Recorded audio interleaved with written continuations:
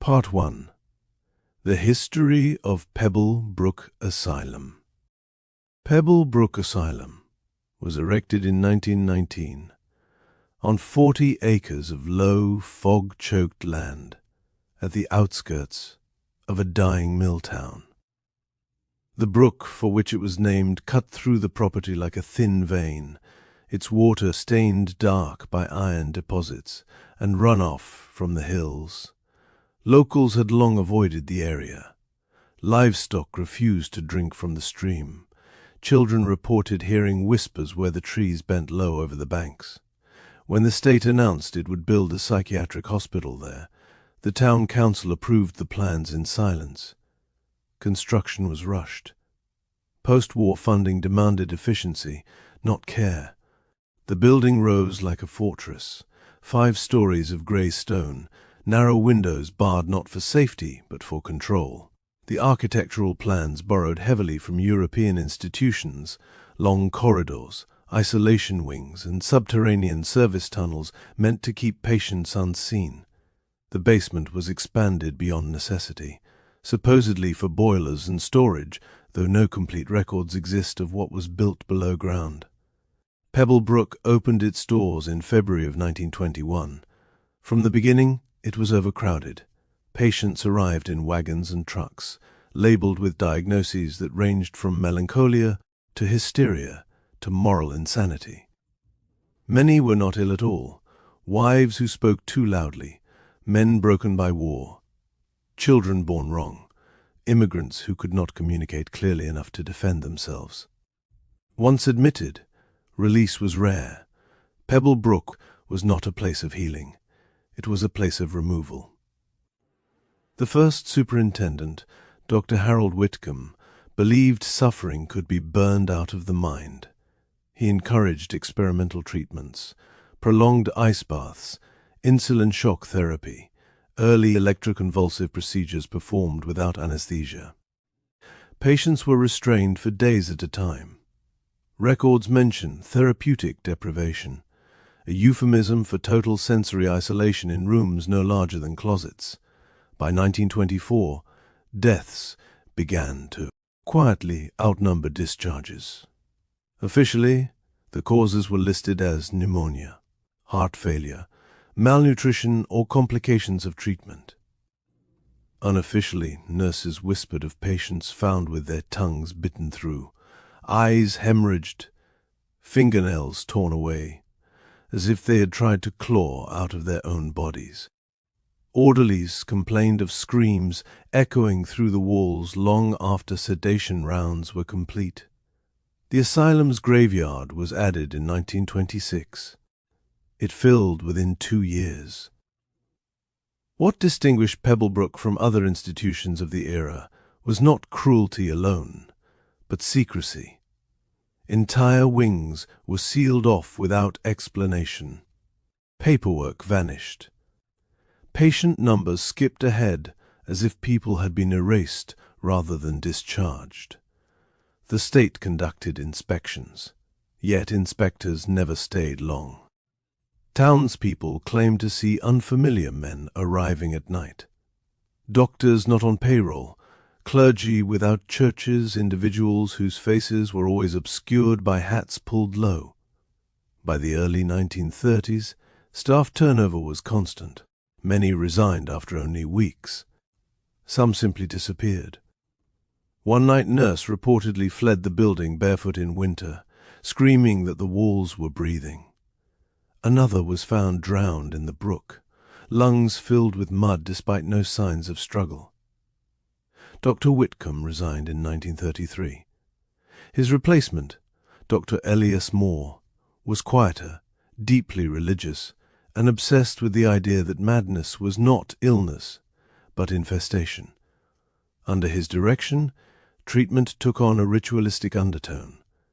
Patients were subjected to prolonged fasting, forced confession sessions, and cleansing procedures conducted after hours.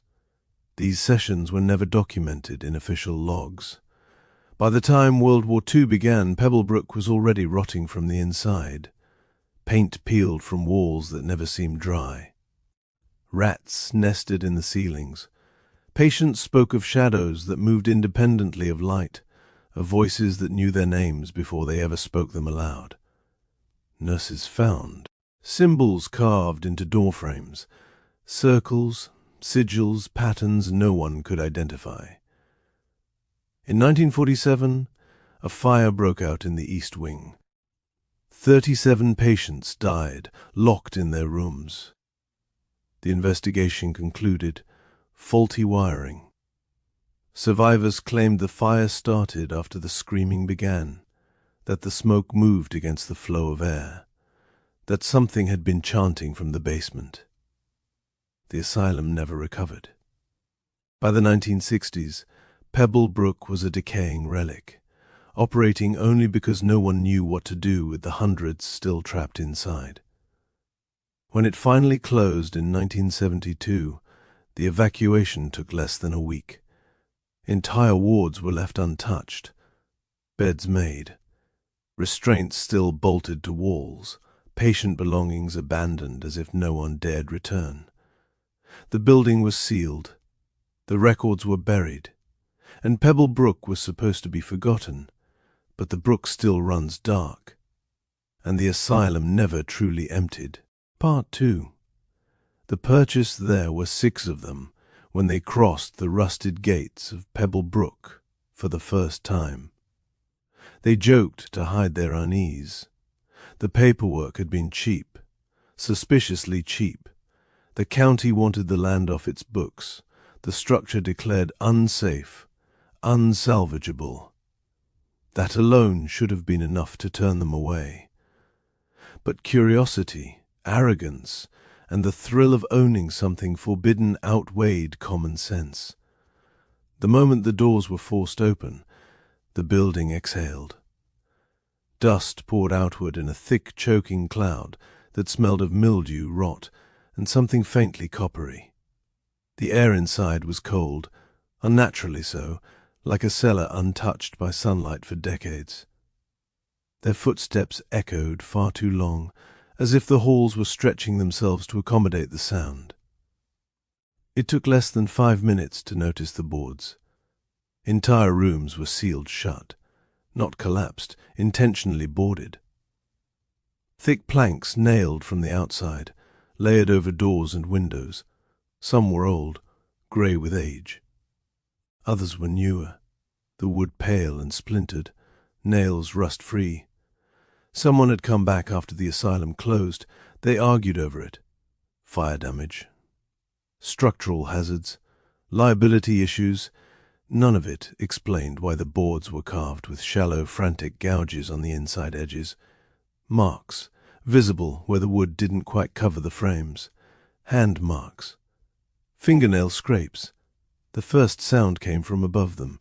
A sharp bang, metal on metal, followed by the unmistakable drag of something heavy being pulled across the floor. Dust shook loose from the ceiling. One of them laughed nervously and blamed wind. There was no wind.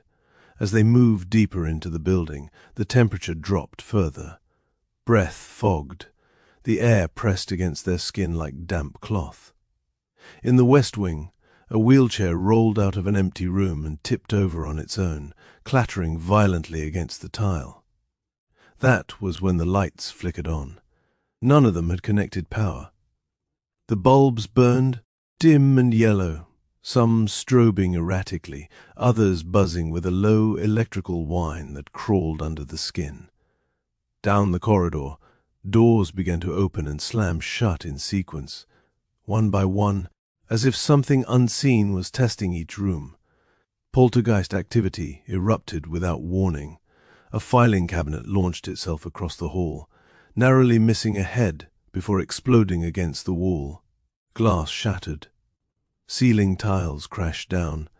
Something invisible yanked one of them backward by the collar, dragging them several feet before releasing them with such force they slammed into a door hard enough to leave a dent. Screaming started, but it wasn't theirs. It came from the walls. Not echoes, not imagination. The screams were layered. Men, women, children, some sobbing, some laughing hysterically, some begging in hoarse, shredded voices that sounded long unused. The walls vibrated with it. Paint peeled in strips, revealing blackened plaster beneath, carved with symbols that throbbed faintly, like veins. A boarded room burst open, the planks ripped away as if struck from the inside by something desperate. The door behind them creaked open slowly, revealing a chamber barely large enough to stand in. The floor was slick with something dark and sticky. Rusted restraints hung from the walls. And written repeatedly, hundreds of times, were the words, "We are still here." Objects began flying with lethal intent. Beds overturned. 4 stands bent like wire. A gurney lifted off the ground and slammed into the ceiling hard enough to crack concrete. One of the friends was struck in the head by a flying brick and collapsed, blood pooling beneath them while the room laughed, a wet, gurgling sound that came from everywhere at once. Hands pressed outward from beneath the wallpaper. Dozens of them. Pale, blistered, misshapen hands pushing and writhing as if the walls were made of flesh. Faces bulged through next, mouths stretched wide in silent screams, eyes milky and blind, teeth clacking as if chewing on the air. The building hated them. Doors locked. Windows sealed shut. The exit vanished behind a solid wall where the lobby should have been. The asylum rearranged itself.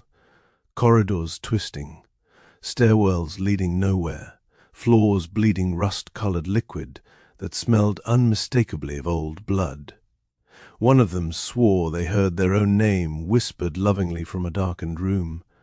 Another watched their reflection move independently in a shattered mirror, smiling while they screamed. By the time they regrouped, shaking and sobbing, it was clear. Pebble Brook was not abandoned. It was awake, and it did not want them to leave. Part 3. The tapes they found the tapes by accident. Fleeing the West Wing, half-blind with terror, they forced open a service stairwell that shouldn't have existed.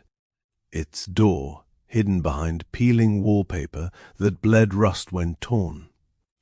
The stairwell spiraled downward, far past the basement level shown on the blueprints. Each step grew narrower, the air heavier, thick with the stench of mold, decay, and something sweetly rotten. At the bottom was a locked steel door. It opened on its own. Inside was a records room, untouched by time. Shelves stood perfectly aligned. Dust lay thin and even, as if regularly disturbed. At the center of the room sat a rolling AV cart, its television yellowed with age, a VCR beneath it humming softly. It was already plugged in. Stacked beside it were dozens of VHS tapes, each labeled in the same careful handwriting. Therapeutic Review. Session 1 Spiritual Correction. Ward C Post-Mortem Observation.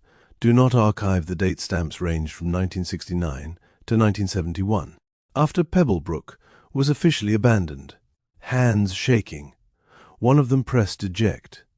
A tape slid out. Warm. They argued. Someone said not to touch anything else. Someone else said they needed answers. Proof that what they were experiencing wasn't insanity. The television clicked on by itself, flooding the room with static. The VCR accepted the tape without resistance. The footage began. Tape 1.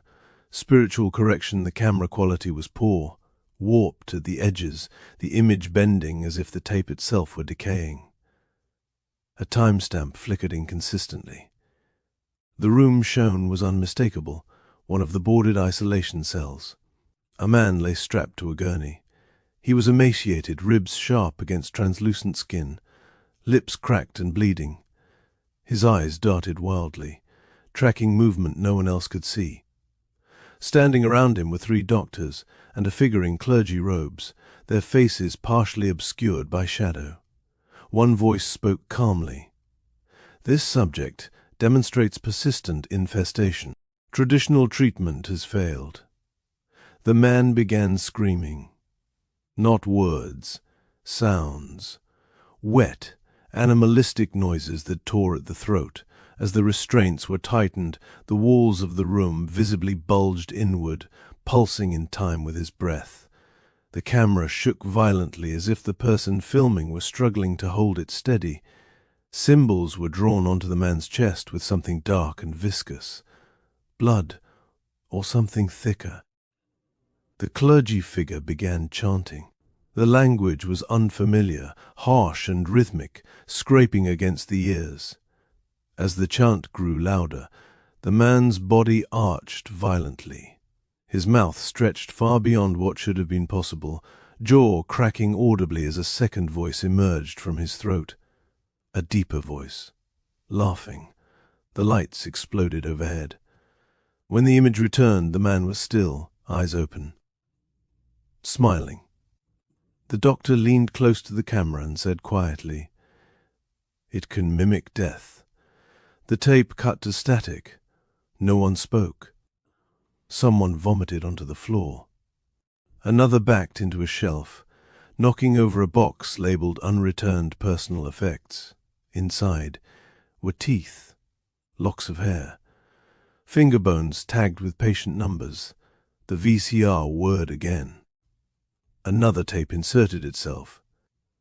Tape 2. Post-mortem observation. This one was worse. A body lay on a slab, chest cavity opened crudely. The camera zoomed in shakily as gloved hands peeled back flesh. Inside the ribcage, something moved, a slow, writhing motion, as if organs were breathing independently. The doctor spoke off camera. The infestation persists after cessation of life functions, a scalpel cut deeper. From within the corpse, something black and fibrous was extracted, stretching unnaturally before snapping free. It twitched on the tray like a dying insect. The lights dimmed, and shadows crawled across the walls, forming silhouettes of screaming faces. Suddenly the corpse's eyes opened. It turned its head, directly toward the camera, toward them. The corpse spoke in unison with multiple voices. "You brought them back." The tape ended violently, ejecting itself with enough force to crack plastic. The room shook. From somewhere above, a door slammed, then another, then dozens. Footsteps began to run through the halls, too many to count, too fast, echoing with the uneven rhythm of broken bodies. The television screen flickered one final time. Text appeared in white, burned into the image. Play the last tape behind them. The locked steel door slowly began to bend inward, as if something enormous were pressing against it from the other side. And something inside the asylum had realized they were watching. Part 4. The last tape the VCR began recording before they pressed play. A red rec light blinked on the front of the machine, though no tape had been inserted to capture anything new. One of them reached for the power cord. It burned their hand. The screen snapped from static to image. Tape 3. Final administration. The footage was clearer than the others, too clear. The room was circular, stone walls etched with sigils cut so deeply they looked chiseled by desperation rather than design. Candles lined the perimeter, dozens of them, each flame burning an unnatural green-yellow, smoke sinking instead of rising. The floor was stained black in places where no amount of scrubbing had ever succeeded. At the center knelt a patient, barefoot, naked, emaciated beyond recognition. They were alive, barely. Their skin hung from their frame in translucent sheets, veins spiderwebbing visibly beneath. Their wrists were bound behind their back with barbed wire that had been twisted tight enough to bite into bone. Their mouth was sewn partially shut, lips punctured and threaded crudely, leaving only a small opening through which ragged breathing escaped. Standing around them were 6 doctors. No masks this time. Their faces were calm, reverent, almost joyful. One doctor addressed the camera. "This subject has proven receptive. The infestation welcomes the offering." The patient began to thrash. A robed figure stepped forward and placed a hand on the patient's head. The chanting began, low, rhythmic, and impossibly loud, as if the sound were not coming from the people, but from the walls themselves. The symbols on the floor began to glow faintly, pulsing in time with the patient's heartbeat. A blade was produced, long, curved, rusted with old blood layered thick enough to flake. Without hesitation, the doctor drove it into the patient's abdomen and dragged it upward. Slowly. The sound was wet and tearing. The patient's scream was muffled by the stitches, the noise bubbling through. Blood that poured from their mouth and nose. Hands reached instinctively for their own spilling organs, fingers slipping uselessly through warmth and gore. The doctors did not flinch. They opened the body carefully, reverently, peeling flesh back as if performing surgery rather than murder. One reached inside the cavity while the patient was still alive, still convulsing, and pulled something free, not an organ. Something dark, slick, and twitching. The chanting intensified. The patient's body arched violently, spine bending at an impossible angle as the thing was lifted toward the candles. The moment it touched the flame, the patient's eyes snapped open wide, pupils gone completely black. They smiled. Then their head was twisted sharply to the side. The crack echoed through the room. The body went limp. The blood on the floor began to move, flowing backward, toward the mirror mounted on the far wall. The camera turned. The mirror reflected the ritual room, but something else stood behind the doctors. A shadow, massive and wrong, stretching from floor to ceiling. Its outline was unmistakable, a vast crocodilian form, jaws elongated and bristling with teeth that never ended. Its eyes burned low and predatory, fixed on the room with ancient patience. Beside it stood another shadow, tall, armored. A knight. Its silhouette was jagged, the armor uneven and cracked, as though fused to whatever flesh lay beneath. A sword hung at its side, blade dripping darkness that pooled at its feet. Neither shadow moved. The doctors froze. One whispered, "That's not—" The mirror shattered outward. The poltergeist erupted. Invisible force lifted the first doctor and slammed him headfirst into the stone wall again and again, until bone pulped and the wall was painted red. Another was dragged, screaming across the floor, skin peeling away, as sigils carved themselves into his body before snapping his limbs backward until they tore free. Candles became weapons, driven into eye sockets down, throats forced through rib cages by unseen hands. One doctor was folded in half mid-air, spine bending backward until it split through his chest. Another tried to pray. His jaw was ripped from his face. The robed figure attempted to flee. The shadow of the crocodile lunged forward, jaws closing around the man's torso in the mirror, and in reality, his body was torn in two, organs spraying across the room as if bitten by something enormous and unseen. The night shadow raised its sword. Every remaining doctor was lifted at once, their bodies twisted violently, bones snapping in rapid succession, until they were flung outward like broken dolls, splattering against the walls and ceiling. What remained slid slowly down the stone, leaving streaks that formed new symbols. The camera fell to the floor. The last thing it captured was the mirror reforming itself, unbroken, spotless. The shadows stared directly into the lens. And then, softly, lovingly, the doors are open again. The tape ended. The VCR shut off. The red rec light blinked once more. Behind the six friends, something massive shifted in the dark corridors of Pebble Brook, its movement slow, deliberate, and impossibly close. The asylum had shown them the truth, and now, It was time to make new footage. Part 5. The photographs, they didn't mean to find them. One of the shelves in the records room finally collapsed under its own weight, spilling folders and boxes across the floor. Amid the debris was a small leather case, warped by moisture, its clasp rusted shut. When it cracked open, the smell that escaped was dry and sour. Old paper, old chemicals, old suffering. Inside were photographs, black and white, glossy, carefully labeled.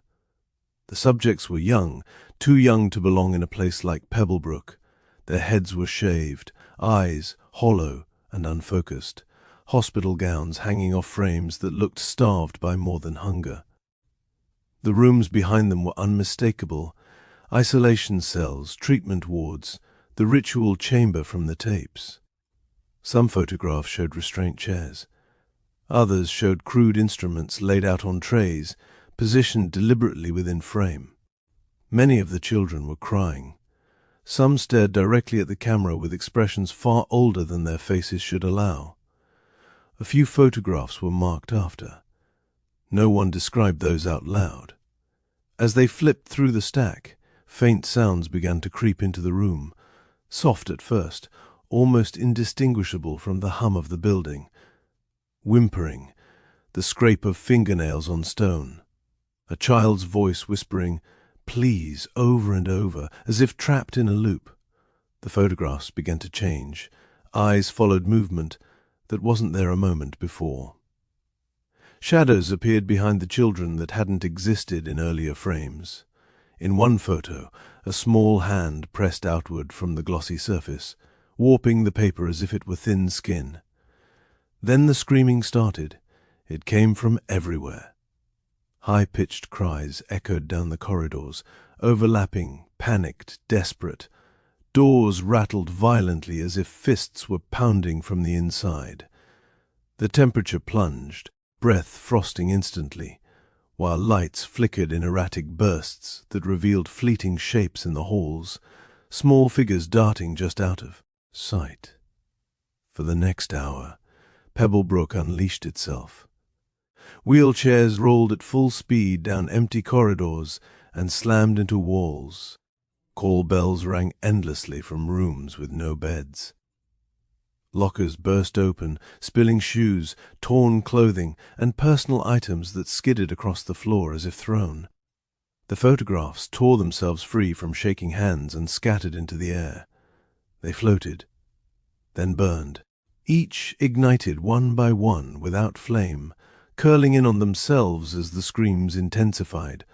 The walls began to bleed, thin, dark streaks seeping from cracks, dripping down in slow, deliberate lines. Children's laughter cut through the chaos suddenly, warped and wrong, echoing from ceiling vents and behind sealed doors. One of the friends collapsed, clutching their ears, screaming that something was pulling memories out of them, showing them things they never lived, pain they never knew, fear that wasn't theirs but wanted to be. Figures appeared at the end of the hall, small silhouettes holding hands, their heads tilted in unison, their mouths opened impossibly wide. The screams peaked into a shrill, unbearable chorus, rattling teeth, vibrating bone, shaking the building so hard that dust poured from the ceiling like ash. The asylum's PA system crackled to life, a distorted voice whispering lullabies between bursts of static. Then silence, sudden, absolute. The lights steadied.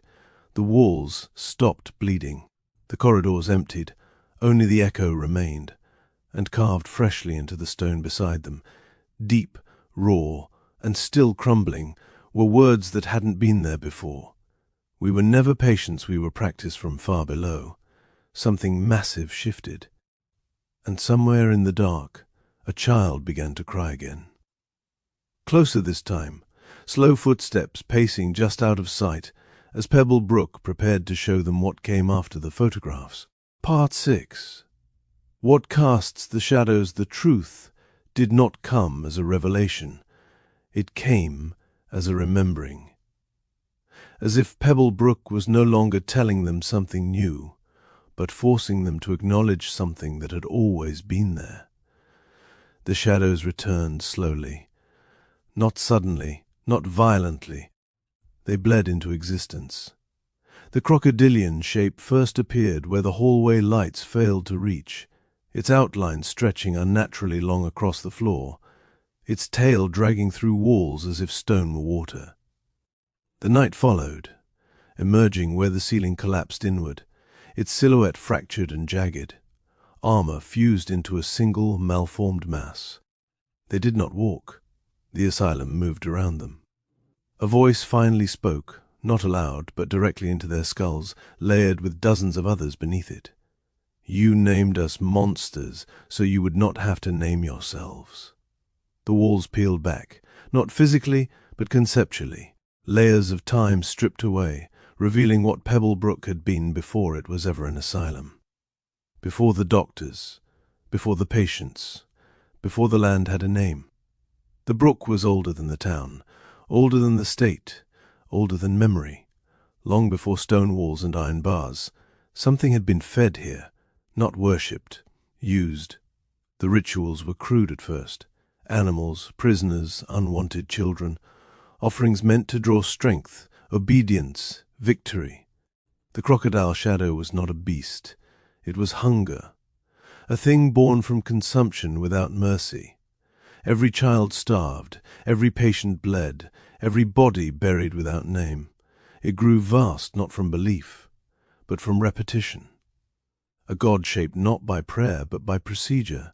Its jaws were endless because Pebble Brook never stopped feeding it. And the night was order. Not justice, not protection, control. It was born from restraints tightened too far, from silence enforced, from authority obeyed even as it destroyed. The armor was not worn. It was earned, forged from compliance, from rules followed long after they became cruelty.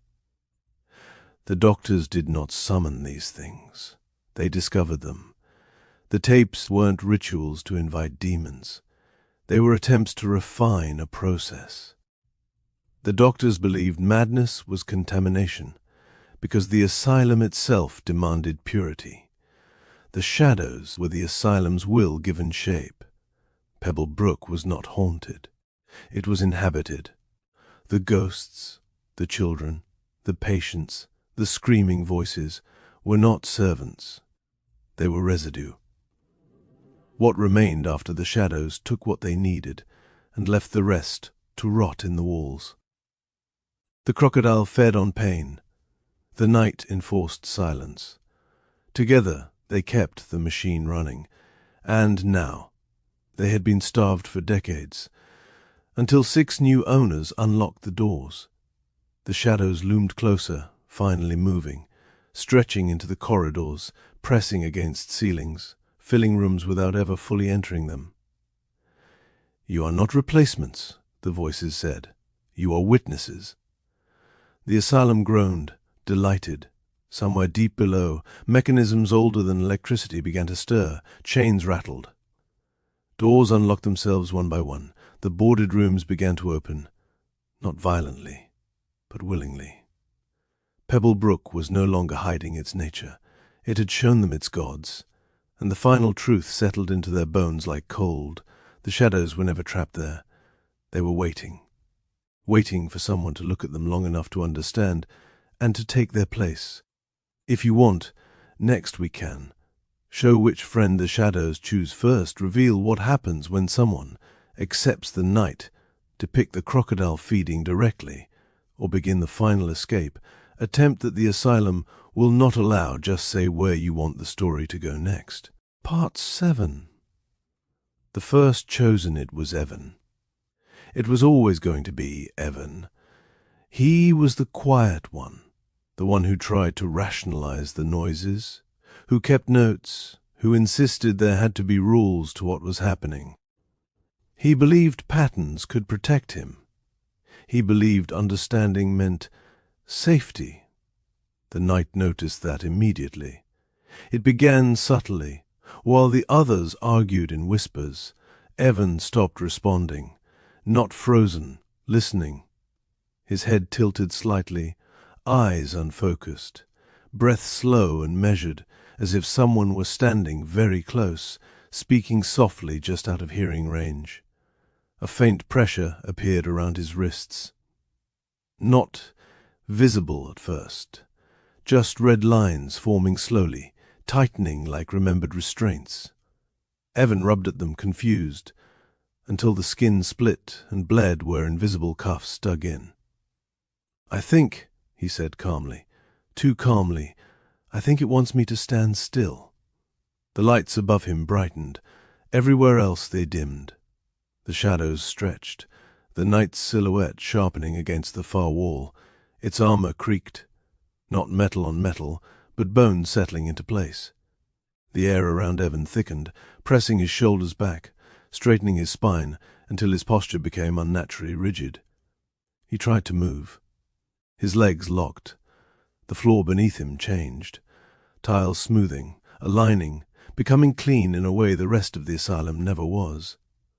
Lines etched themselves into the stone around his feet, forming a perfect square. A cell. "Compliance is comfort," the voice whispered through him. Evan's mouth opened. The words were not his. "I can help," he said. "I know how this place works." His eyes rolled back briefly, then refocused, empty, glassy, obedient. Blood ran from his ears in thin, steady lines as the sound of marching boots echoed down a hallway that did not exist a moment before. The knight stepped closer, not physically, but Evan's shadow changed. It no longer matched his movements. It stood straighter than he did, broader, armored, a sword-shaped. Absence formed at his side, darkness dripping from it onto the floor, where it burned faintly before soaking into the stone. Evan screamed then, not loudly, but internally. His body didn't react, but his face twisted, muscles trembling as if something inside him were fighting to claw its way out through his eyes. "I won't fight," he whispered desperately. "I won't resist. Just tell me what to do." The pressure eased. That was the moment the others realized the truth. The night did not want victims. It wanted wardens. The walls around Evan peeled back, revealing flashes of other times. Orderlies dragging patients, doors locking, silence enforced with violence.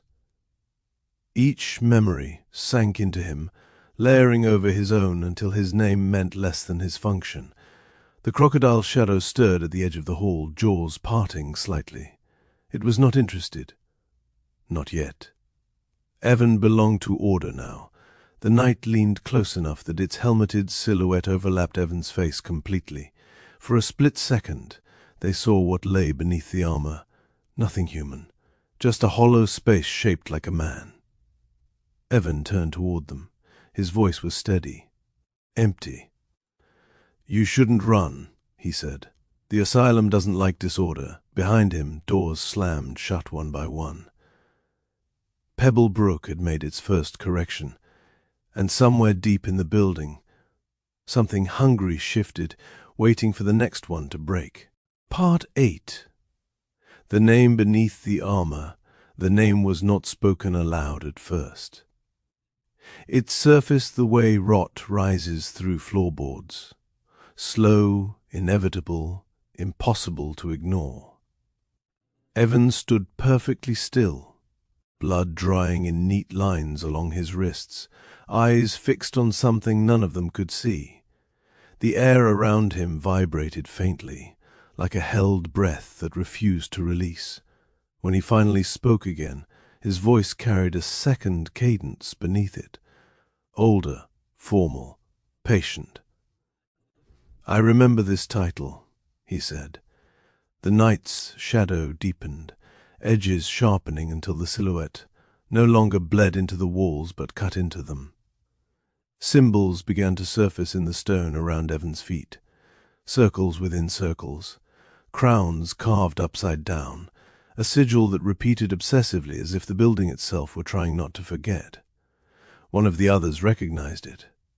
From the tapes, from the chanting, From the margins of the doctor's notes burned into memory. "Salos," they whispered. The asylum responded. Every door in the corridor locked at once. The temperature spiked, then dropped. Somewhere far below, chains screamed as if yanked tight around something massive. Evan inhaled deeply. "Yes," he said softly. "That is correct." The knight stepped forward, not as a shadow now, but as a presence so dense it bent light around it. The armor was no longer medieval steel, but something older and more intimate. Plates formed from fused bone and blackened iron, etched with vows rather than prayers. Where a face should have been was a hollow-crowned helm, empty except for a dull, ember-like glow. "I am Salos," the voice said through Evan's mouth and from the walls and from the spaces between their thoughts. "Duke, Warden, Corrector." The truth slammed into them all at once. The doctors hadn't been improvising rituals. They had been formalizing a hierarchy. Salos was not summoned to Pebble Brook. He was installed. The asylum needed something to keep order among the suffering it produced, something that could enforce silence, obedience, routine. A demon of hell reshaped into a superintendent, a warden in the truest sense. His armor was authority. His sword was inevitability. Evan's body jerked violently as Salos settled fully inside him. Bones cracked, not breaking, but aligning. His spine straightened with a sickening series of pops. The wounds on his wrists closed around invisible shackles that were no longer restraints but ornaments. The doctors understood, Evan said, voice now layered with something vast and cold. Madness is inefficient. Pain must be structured. Screams must happen on schedule. The crocodilian shadow shifted again, scraping along the ceiling, disinterested but alert. Salos glanced toward it. "You will feed later," he said calmly. The hunger receded, for now. Evan, Salos, turned back to the remaining 5. "You broke the seal," he said. "You woke the system." Pebble Brook requires staff. The lights behind him flickered on in a clean, orderly line. Wards restored, doors labeled, rooms no longer boarded but ready. Somewhere a bell rang, clear and cheerful, calling no one in particular to their assigned place. Salos took one step forward, and the floor rearranged itself to meet him. "You may still choose," he continued gently, "resistance or roll." Behind them, something enormous inhaled. Pebble Brook had named its night, and now it was time to name the next function. Part 9. The punishment Salos did not rage. That was what made it worse. Evan, no. The thing wearing Evan stood with his hands folded behind his back like a patient instructor, watching their terror settle into something heavier. Dread mixed with understanding. "The doctors believed they were masters," Salos said calmly. "They were not." Images flooded the air around them. Doctors screaming as invisible forces crushed them, bones folding inward, mouths torn open mid-prayer. "They were wicked," Salos continued. "Not because they killed, but because they believed suffering belonged to them." The asylum groaned softly, as if agreeing. "I executed them," he said, "not in rage, in correction." One of the friends whispered, "Then why are you still here?" For the first time, something like bitterness crept into the voice. "Because hell does not forgive disobedience," Salos replied. The walls peeled back again, not showing patience this time, but fire, vast and endless, structured into layers like an infinite prison. Chains of scripture and law, wrapped around a kneeling form that was Salos, stripped of armor, wings broken, crowned with iron. "I was assigned to punish the wicked," he said. "Instead, I judged them." That was his crime. "I took satisfaction," Salos admitted. "I chose who deserved order and who deserved annihilation. The image shattered. When the doctors died, hell bound me to the place of my disobedience. Pebble Brook became my cell. My armor became my sentence. I am warden to a system that will not end. The crocodilian shadow stirred restlessly above them, scraping along the ceiling, and it feeds while I remain. Silence stretched. Then one of them asked the question they all feared. How do we free you? Salos turned slowly. To leave, he said, my sigil must be restored, not carved by doctors, not written in blood by cowards. The floor split open in front of them, revealing a massive circle beneath the stone, his symbol half erased, cracked, incomplete. It must be drawn by the willing, he continued, by those who understand what they are defying. The lights dimmed, and the ritual must break the final law placed upon me. They waited. The law of separation, Salos said, the one that forbids unity among the condemned. The asylum shook. To undo it, he said, voice lowering, you must gather within the sigil and commit an act of total transgression, not of flesh but of identity. The walls filled with whispering voices. Together, no roles, no hierarchy, no order. You must surrender your names, Salos said. Yourselves, your fear of being seen. For 1 hour, you exist only as witnesses to each other. No authority, no control, no distance. The night's shadow loomed behind him. It is intimacy without desire, exposure without comfort, communion without holiness. The crocodile hissed, sensing the loss of structure. If you complete it, Salos said, the sigil will open. I will be released, and this place will lose its warden. One of them whispered, and us? Salos smiled sadly. Hell does not trade without cost. The asylum lights flickered. The sigil beneath their feet pulsed faintly, and for the first time since they entered Pebble Brook, the building felt afraid. Part X. The ritual begins. The sigil did not wait for consent. The moment they stepped into the circle, the stone beneath their feet softened, not melting, but remembering. Cracks sealed themselves shut like healed wounds. The lines of Salos's symbol filled in with a dark, oily substance that seeped upward from the floor, warm and pulsing, as if pumped by a buried heart. Do not leave the circle, Salos commanded. The moment the words were spoken, Pebble Brook screamed. Every light in the asylum shattered at once, plunging the building into a red-black darkness broken only by the faint glow of the sigil. Doors began to slam violently, not in sequence but in chaos. Closets, wards, surgical rooms, each impact echoing like gunfire. The asylum was awake in a way it had never been before, and it was furious. The walls began to move first, not shifting, pressing inward. Stone bowed like flesh, veins of rust and blood surfacing as the temperature spiked. The smell of iron became overwhelming. Somewhere above them, something massive dragged itself across the ceiling, its weight cracking beams, dust raining down like ash. The whispers returned, but louder now, children sobbing, doctors chanting, orderlies laughing, all at once. The voices clawed at their minds, trying to name them, to separate them, to restore the hierarchy the ritual was unraveling. You stand wrong. You are not equal. Someone must command. The sigil flared brighter. One of them screamed as something invisible tore into their shoulder, peeling skin back in long, wet strips, as if punishing individuality.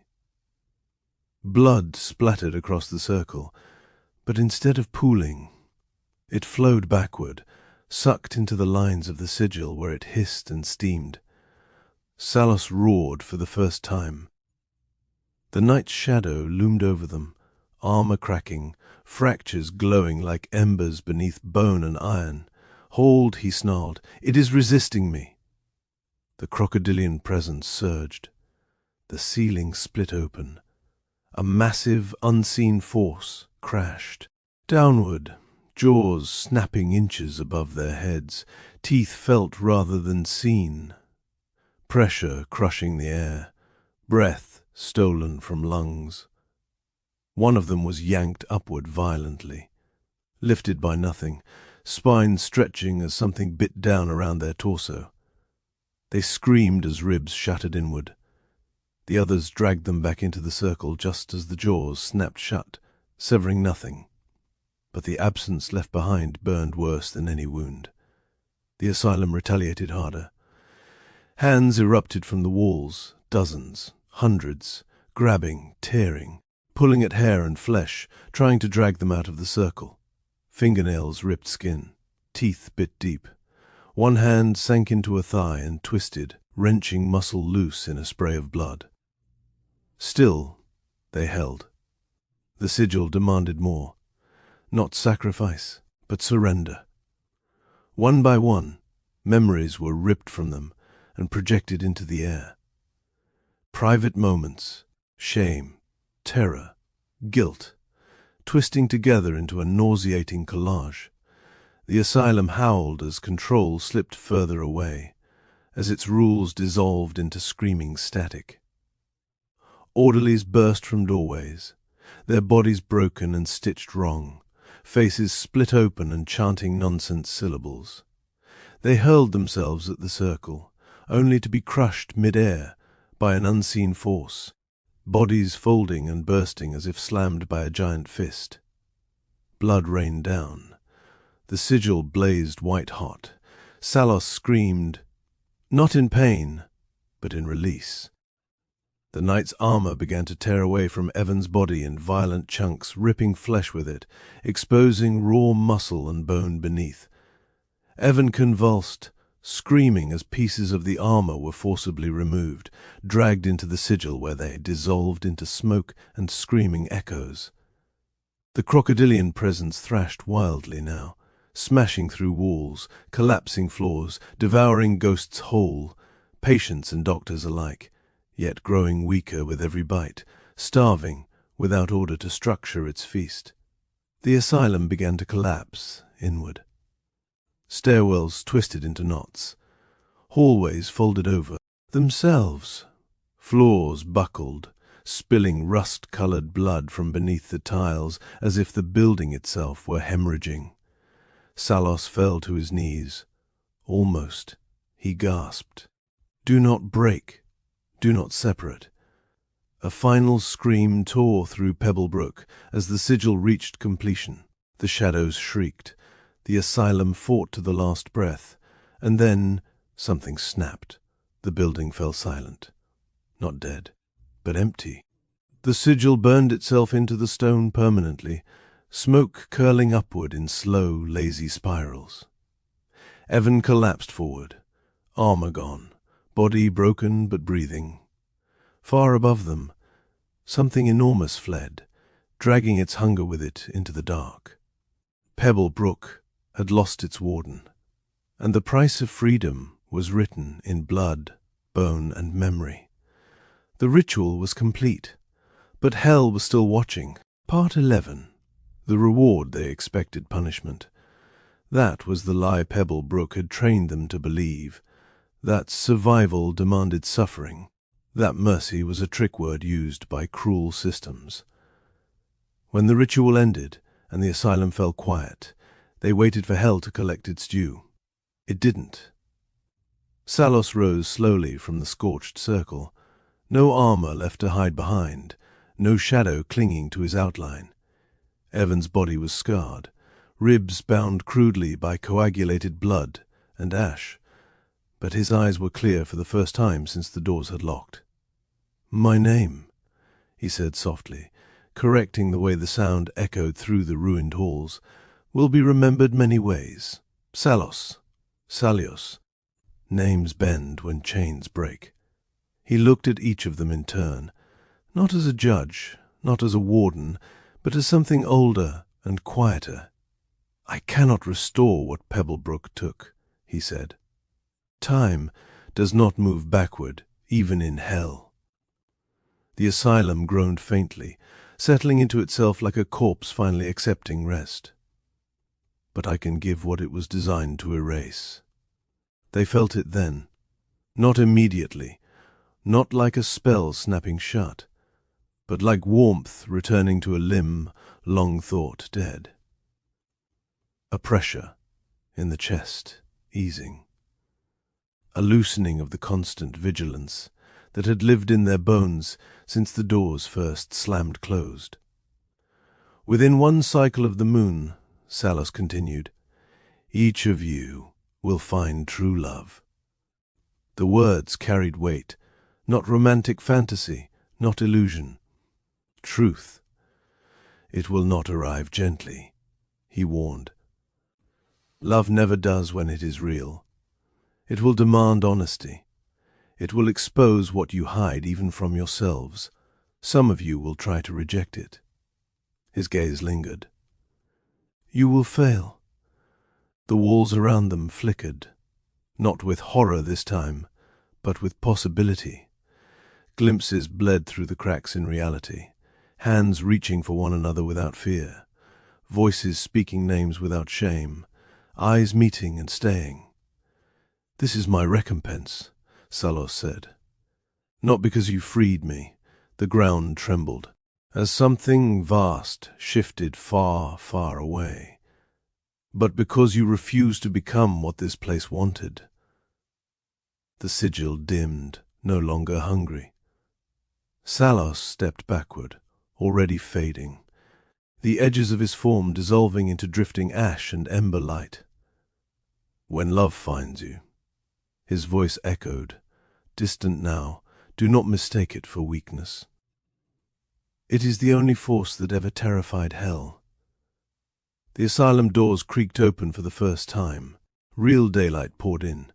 Behind them, Pebble Brook stood silent, not redeemed, not erased, but finished, a place that would no longer take. As they stepped out into the cold morning air, each of them carried something unseen but unmistakable, a tether pulling them forward, away from the ruin, toward lives that would soon collide with others in ways that could not be undone. And somewhere beyond sight, beyond punishment, Salos watched the chains finally fall. Content to know that even demons can choose to leave something good behind. Part 12. The promise kept Salos did not lie. Within weeks, love found them all, but not gently and never cleanly. It arrived like fate, pretending to be coincidence. One found love in a stranger met during recovery physical therapy, someone whose hands never shook when touching scarred skin, whose eyes didn't look away when the nightmares spilled out. Another fell into something intense and consuming, a relationship that felt inevitable, as if the other person had been, circling their life for years, waiting for permission to enter. For one, love came quietly, a long-time friend who suddenly felt different, closer, necessary in a way that frightened them. Another met someone who understood silence better than words, who didn't ask questions when screams woke them in the night, who only held them tighter. Each love was real, unmistakably real, and each came with the same strange undertone, a sense of being guided toward it, nudged gently, but persistently, by an unseen hand. They compared notes eventually. That was when they realized the dreams had begun for all of them. Not nightmares, not at first. Salos appeared not as the armored knight or the warden of shadows, but as something stripped of authority, unarmored, watchful, impossibly present. He never touched them outright. He didn't need to. His presence alone carried an intimacy that made waking feel colder by comparison. The dreams were charged with tension, close proximity, breath shared in darkness, his voice low and deliberate, speaking their names as if tasting them. Sometimes he stood just behind them, close enough to feel warmth without contact. Sometimes he watched from across a threshold they could never quite cross. They always woke shaken, breathless, ashamed of how much they wanted the dreams to continue.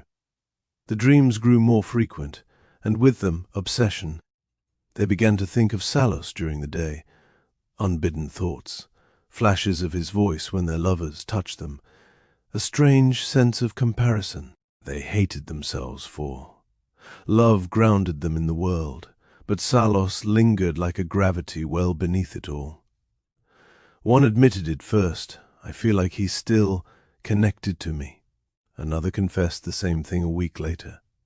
They noticed patterns, clocks stopping briefly at the same time each night, mirrors fogging without reason, the faint smell of smoke or iron during moments of emotional intensity. When desire peaked, when love felt most vulnerable, they felt watched, not threatened, witnessed. The dreams began to change. Salos spoke less, observed more. In some dreams he stood behind a boundary of light he never crossed, his expression unreadable, not hunger, not longing, but interest. As if he were studying the thing he had given them, curious whether it would endure. One dream ended with his voice, low and almost fond, "Love binds more tightly than chains." That was when fear finally set in. They realized the reward was not just love. It was attachment. Love opened them. The dreams kept them open. And Salos, free but not gone, was still threaded through them, an echo of authority now replaced with something far more dangerous. Influence. They loved their partners. Truly.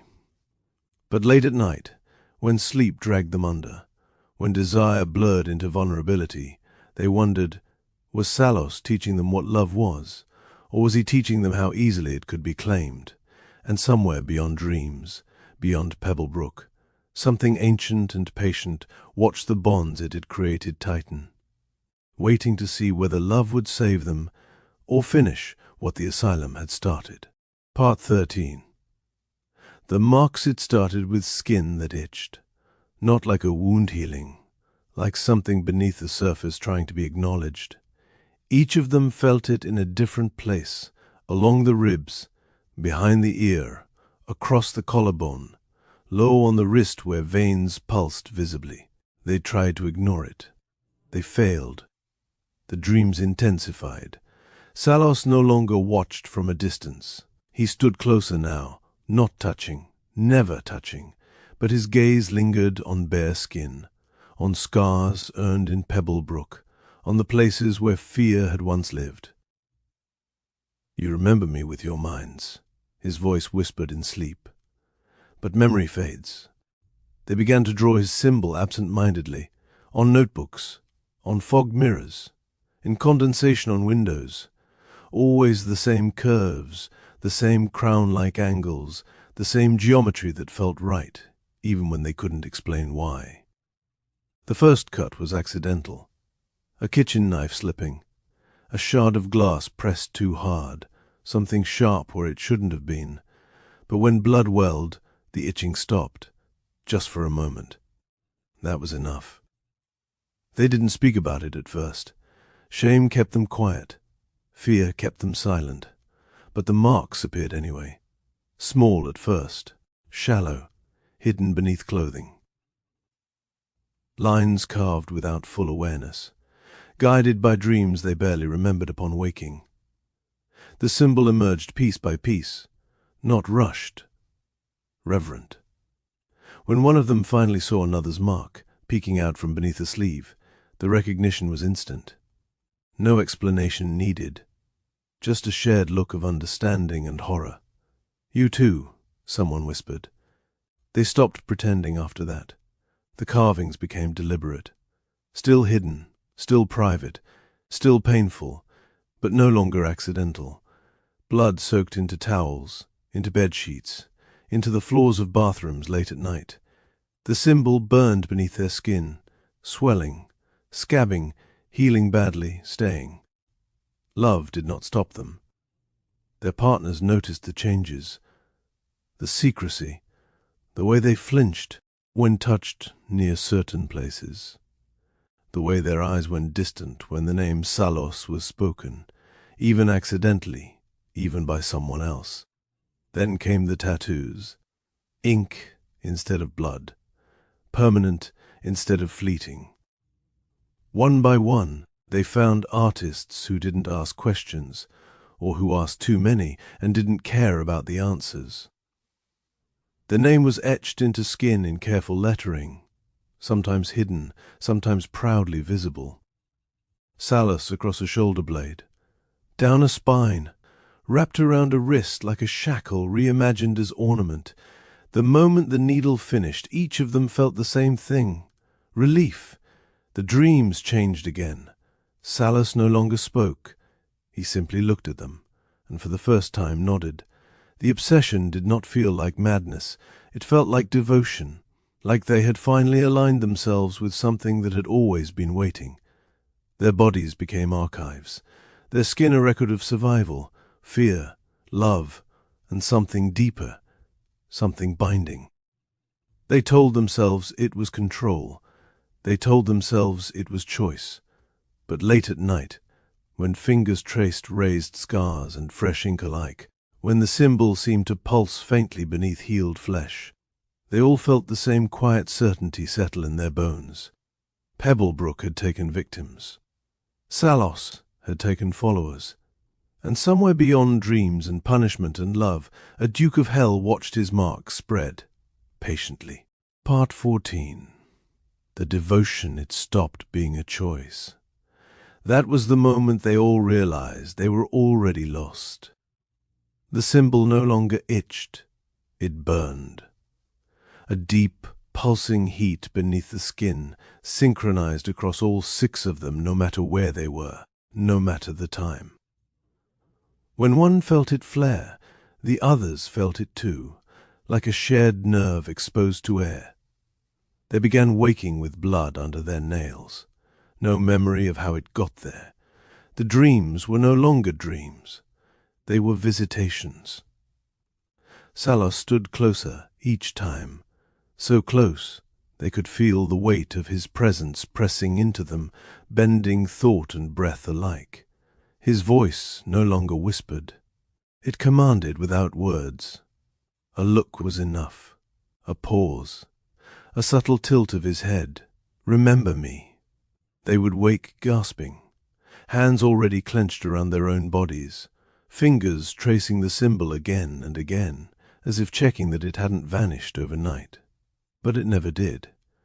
The carvings deepened, not described, not remembered, only felt. Pain became secondary, background noise drowned out by the overwhelming sense of rightness that followed. The moment the mark was reinforced, the pressure eased. The world sharpened, colors brightened. Fear quieted. That terrified them. They stopped hiding the marks from each other. They compared them instead, not with pride, but with reverence. Each symbol was slightly different, as if Salus had tailored his mark to the flesh that bore it. When they stood together, the symbols seemed to answer one another. Heat flaring, scars tightening, blood humming just beneath the skin. Their lovers noticed. The changes were impossible to miss now. Eyes that lingered too long on shadows. Sudden stillness when authority entered a room. The way they spoke Salus's name, not aloud, but with a breath hitch that made it clear the name lived somewhere intimate and internal. Arguments followed. Ultimatums. Tears. Love tried to anchor them. It failed, because love, as Salus had warned, opened them. Through that opening, devotion poured in. The tattoos came faster this time, not one by one, but almost together, as if answering a signal none of them consciously heard. The ink didn't feel like pain. It felt like completion. When the needle lifted, something inside each of them settled permanently. That night, they dreamed the same dream. They stood in a vast, lightless hall. No asylum, no walls, just space and presence. Salus walked among them, not touching, but close enough that his shadow overlapped their bodies entirely. "You wear my name," he said. "Now you carry my patience." When they woke, the symbols had changed. The scars were raised, darker, almost deliberate. And beneath the skin, something pulsed, slow, powerful, alive. They stopped asking if this was madness. Madness resisted. This was alignment. The final moment of clarity came when one of them, hand shaking, voice breaking, finally said what they were all thinking if he asked. Would you say no? No one answered, because in the silence that followed, they all felt it. The truth settling like iron into bone. Salos did not need to ask. He had already been answered. And somewhere far beyond hell, beyond punishment, beyond Pebble Brook's ruins, a Duke of Order watched devotion replace fear, and smiled, knowing the deepest chains are the ones we carve into ourselves. Part 15. The vessel Salos had learned patience in punishment. That was the irony hell never understood. He did not rush devotion, he cultivated it, from wherever he now existed, no longer bound to Pebble Brook, no longer fully present. He watched the six like embers carried on the wind. They were proof of concept. Survivors turned believers. Witnesses turned conduits. But six were not enough. Not for what he intended. Followers gathered too quickly burned themselves out, Salos thought, the idea forming without words. Impact requires precision. He did not need crowds. He needed one, the right person, someone visible, someone trusted, someone whose voice already carried authority so it wouldn't need to be forced, someone who could speak order and be believed, who could frame devotion as reason, hierarchy as safety, surrender as relief. A leader who didn't look like one. Salos could not simply enter anyone. Pebble Brook had taught him that. Bodies resisted, minds fractured, hosts burned out or broke when the weight of him arrived too soon. The vessel had to be prepared. The six were already marked, but they were followers, not anchors. Their obsession made them loud inside, noisy with longing and fear. Useful, but unstable. No. He needed someone untouched by the asylum. Someone clean, so he watched the world. He observed teachers who enforced silence with a smile, influencers who spoke softly while shaping thousands of thoughts at once, counselors who told people how to heal, while quietly deciding what pain was acceptable. Then he felt it. A resonance. A person who already believed order was kindness, who believed chaos was the root of suffering, who hated cruelty but loved control and called it responsibility. That person had been circling the six without knowing why. A therapist, a speaker, a public figure beginning to rise. They spoke about trauma, about healing, about reclaiming structure after horror. Salos smiled. You already speak my language, he thought. He did not possess them. Not yet. First came influence. Dreams, not of him, but of systems, of rooms arranged perfectly, of people listening, of chaos quieting when they spoke. They woke rested, confident, certain their ideas mattered more than before. Next came coincidence. The six crossed this person's path separately. Each felt the same recognition, the same pull. Each spoke his name eventually, not as a demon, not as a duke, but as a concept, order, correction, balance. The person listened. They didn't recoil. That was the test. Salos pressed closer then, not entering but overlaying. A shadow aligned perfectly with another shadow, a voice harmonizing instead of replacing. The vessel felt stronger, clearer, more decisive. Their words began to change. They spoke about how suffering needed boundaries, how healing required obedience, to routines, to systems, to leaders who knew better. People listened. People agreed. People felt relieved to be told what to do. Followers gathered, not worshippers, not yet. Salos remained careful. If I occupy too fully, he knew, they will be seen as monstrous. Instead, he let the vessel believe it was all their idea. That was the greatest impact of all. And far away, the 6 felt it at once, their marks burning, their tattoos aching, their dreams shifting direction. For the first time, Salos was no longer standing with them. He was looking past them. They understood immediately. They were no longer the center. They were the proof. And somewhere in the waking world, a person with the right voice, the right face, and the right hunger began to speak. And through them, Salos prepared to step into a world that would never see him coming. Part 16. Solomon Salos chose Solomon, because Solomon already carried the shape of authority.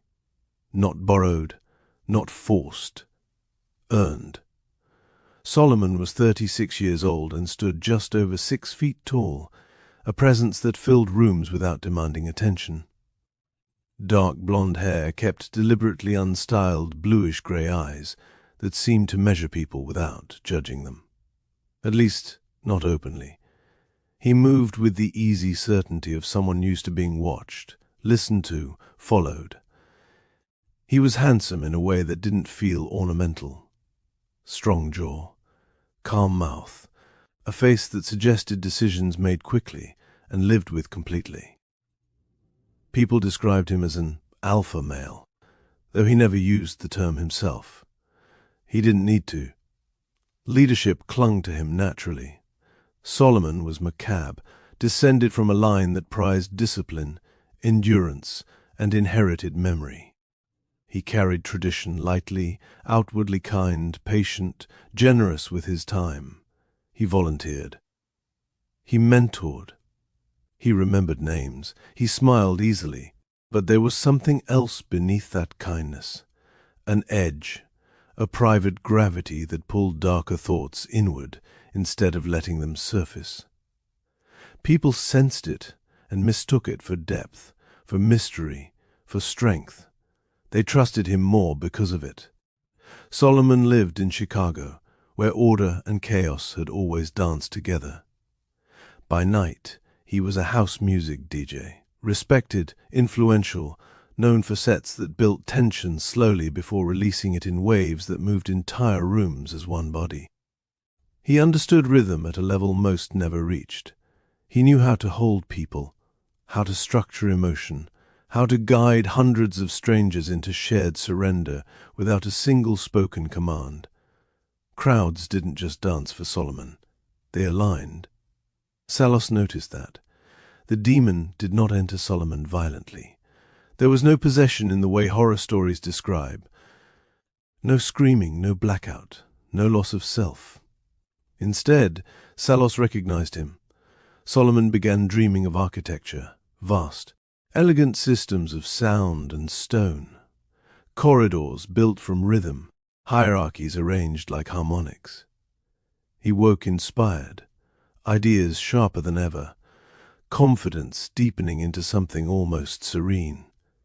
He began speaking differently between tracks. Not sermons, guidance, short phrases about unity, about structure, about how chaos needed a frame to become meaningful. People felt steadied hearing it, safe, focused. Salos pressed closer, not as a voice, more like a resonance. When Solomon asserted control, it felt good.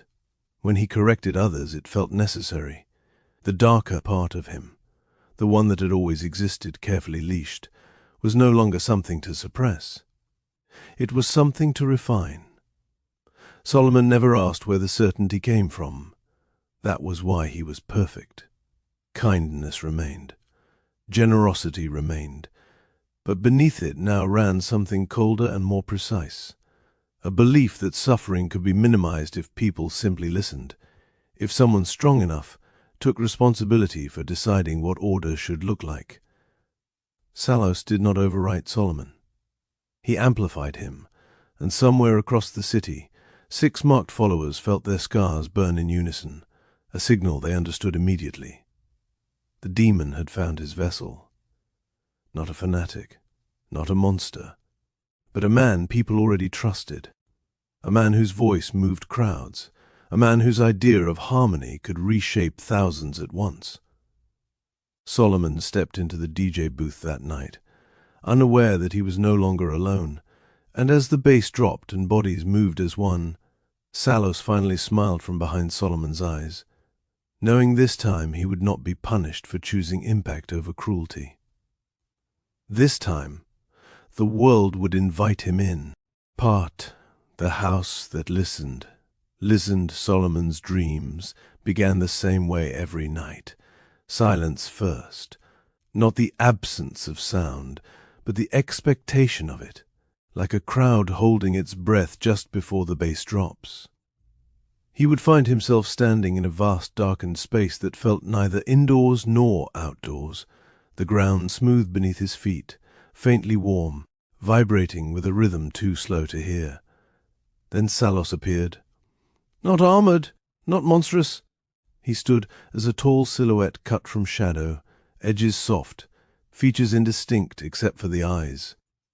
Bluish-grey like Solomon's own, but older, deeper, reflecting something infinite and patient. You understand order, Salos said, his voice layered gently beneath Solomon's thoughts. That is why I came. Solomon never felt afraid in the dreams. That disturbed him most. Instead, he felt recognized. They walked together through spaces that rearranged themselves, hallways forming out of darkness, doors appearing only when Solomon expected them. Salos never touched him, never commanded him outright. He didn't need to. He simply stood beside him. When Solomon woke, his heart was calm, his mind sharp. Ideas came easily. Music sounded cleaner, more intentional. Chaos, both internal and external, felt suddenly intolerable, and his house began to change. At first, it was subtle. Lights dimmed unevenly, even after new bulbs were installed. Shadows pooled in corners where geometry said they shouldn't, stretching upward like something standing just out of sight.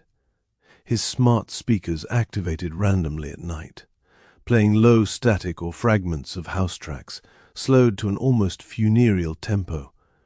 Solomon blamed stress. Then the mirrors began to lag. When he passed them, his reflection followed a fraction of a second too late. Sometimes it didn't blink when he did. Sometimes it smiled faintly when his face remained neutral. He stopped looking too closely. The shadows grew bolder. They gathered behind furniture, under door frames along the ceiling like stains that refused to fade. Occasionally, as Solomon worked on new mixes late into the night, he sensed someone standing just behind him, close enough to feel warmth, close enough to influence his posture. When he turned, nothing was there. But the room felt pleased, the dreams intensified. Salos began speaking less and showing more, visions of crowds moving as one, of voices quieting at Solomon's raised hand, of disorder folding neatly into systems that worked.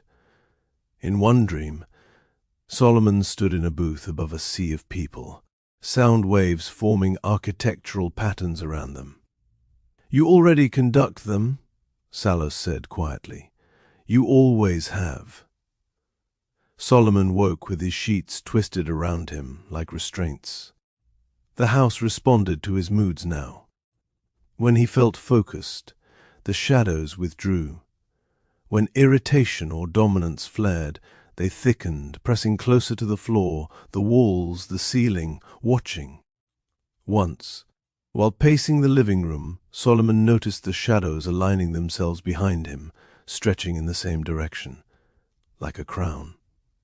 He began locking doors instinctively, not out of fear, out of privacy, because late at night, when the city outside went quiet and the house hummed softly with electricity and distant trains, Solomon sometimes heard a second set of footsteps pacing in perfect rhythm with his own, and in the darkened hallway, just before sleep claimed him, he occasionally caught a glimpse of a tall shadow standing at the far end, unmoving, patient, waiting to be invited closer. Solomon never spoke Salos's name aloud. He didn't have to. The house already knew it, and as the shadows deepened and the dreams grew clearer, one truth settled gently but firmly into Solomon's mind. This wasn't a haunting. It was a courtship. And Solomon, brilliant and kind and dangerous in all the right ways, was beginning to understand that his home, like his mind, was being carefully, respectfully prepared for something far larger than himself. Part 18th. The negotiation, the dream changed the night, Salos asked instead of watched. Solomon found himself standing in his own living room, but perfected. Cleaner lines, sharper shadows, the furniture arranged with intentional symmetry, every object placed where it belonged. Even the air felt organized, humming faintly with a low-frequency rhythm like distant bass. Salos stood near the window, looking out over a version of Chicago, stripped of randomness. Streets flowing like circuitry, lights pulsing in measured patterns. "I didn't bring you here to command you," Salos said. Solomon crossed his arms, calm but alert. He had long since accepted that fear was useless here. "Then why are you here?" Salos turned. For the first time, his shape resolved more clearly, not fully human, not fully shadow, a presence dense with intent. To negotiate. The word landed heavily. "You influence me," Solomon said carefully. "You don't control me." Salos inclined his head. "Respectful, deliberate, correct." "Control breaks vessels like you," he replied. "Ownership must be consented to, or it collapses into madness." The shadows along the wall stilled, listening. Solomon laughed once, quietly. "You're asking to own me." "I am asking," Salos said evenly, "to inhabit you fully, to align our wills instead of brushing against each other in fragments." Solomon's eyes narrowed. "And what do I get?" Salos stepped closer, not invading but undeniable. "Clarity," he said. "Authority without doubt. Influence without resistance. You already move people, Solomon. I would ensure they stay moved." Images flared around them. Crowds at shows, faces lifted toward Solomon with trust, hands raised in unison. Not worship. Agreement. "I don't want slaves," Solomon said. "Neither do I," Salos replied immediately. "Slaves are inefficient." That answer unsettled him more than threats would have. "I offer partnership," Salos continued. "You retain your kindness, your restraint, your public face. I become the spine beneath it. When you decide, the world listens. When you correct, they thank you." "And the cost," Solomon said. "There's always a cost." The lights dimmed slightly. "You will never be alone again," Salos said. "Not in thought, not in sleep, not in doubt. I will see every hesitation, and I will remove it."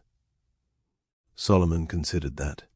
He thought of the dreams, the confidence, the way disorder now irritated him like static, the way crowds already responded when he spoke between tracks.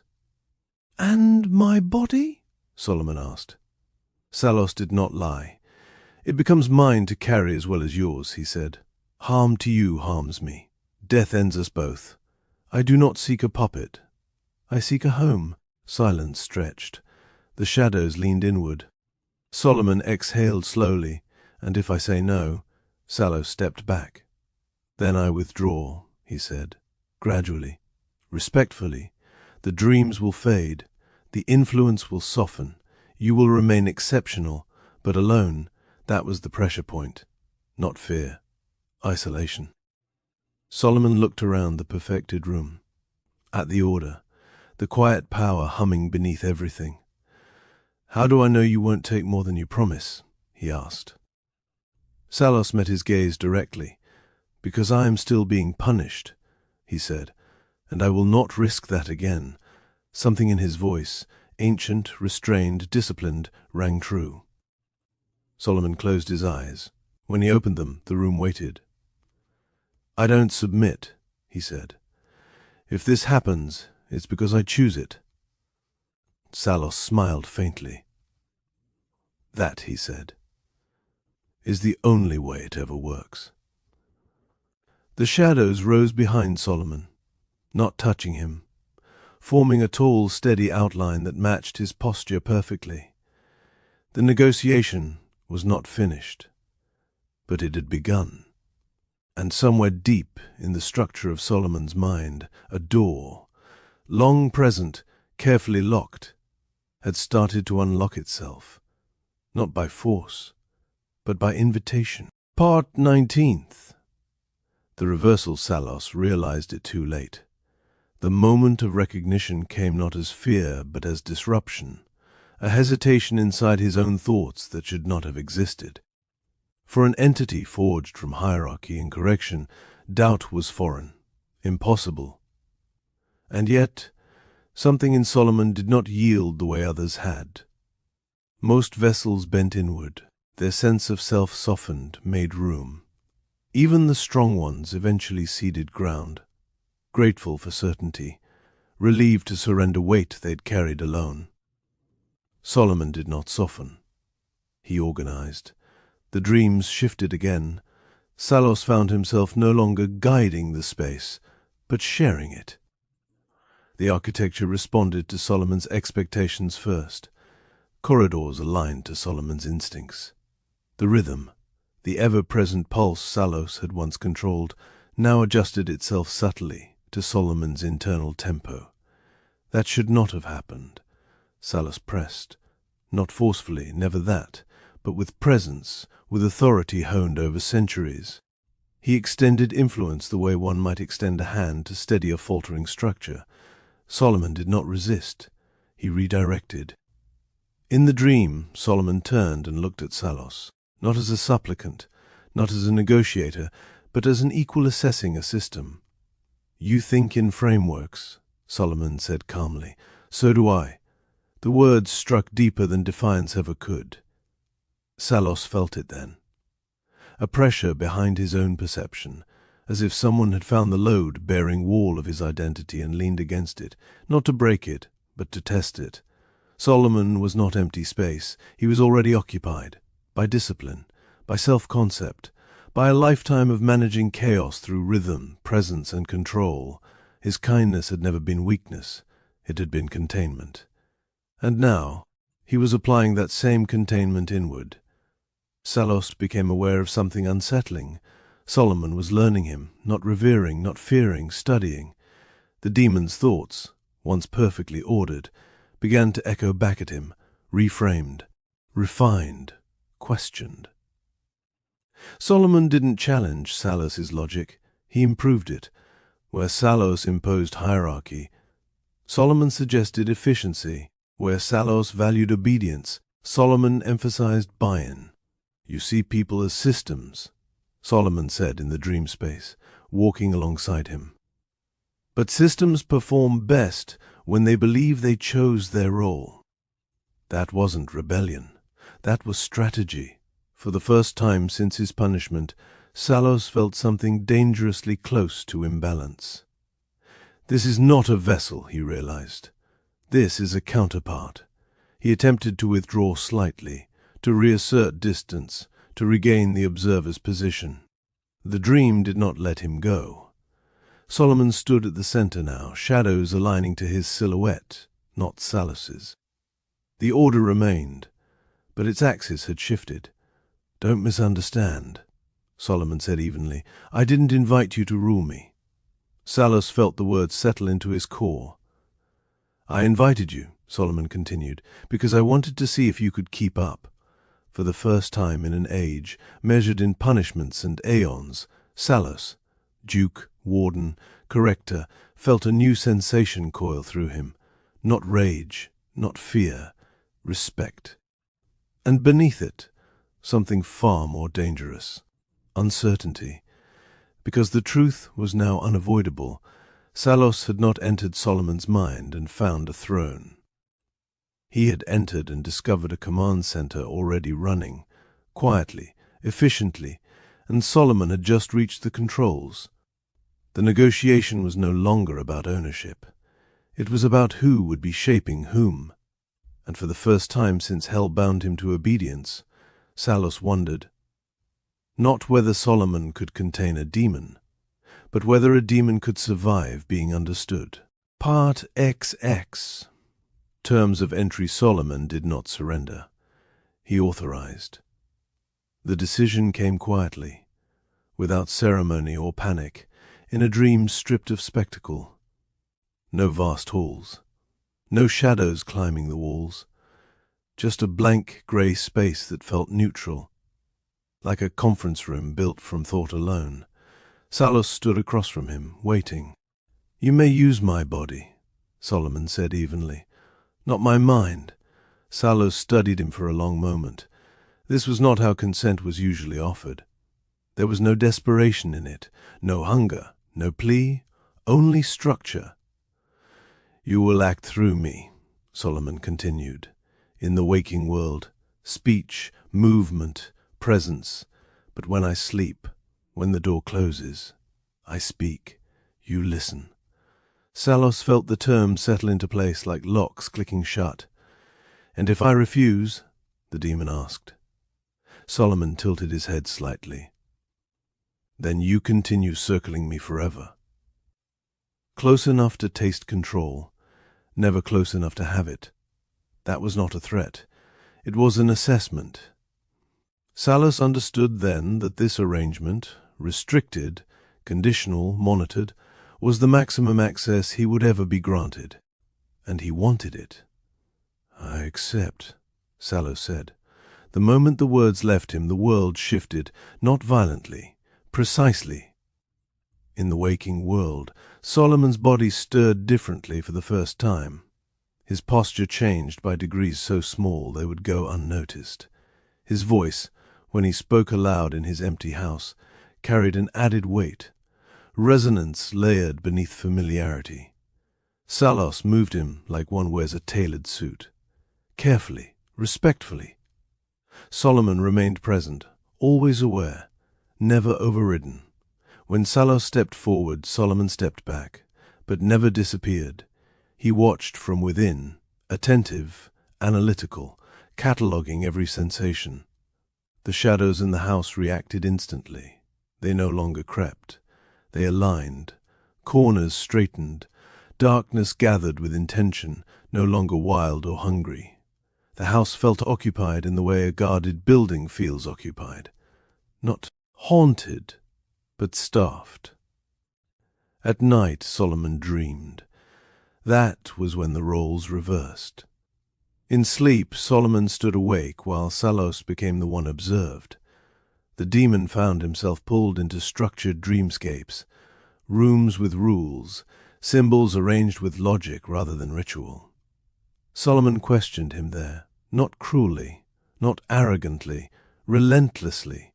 "You favor hierarchy," Solomon said once, circling a floating sigil that represented Salos's essence.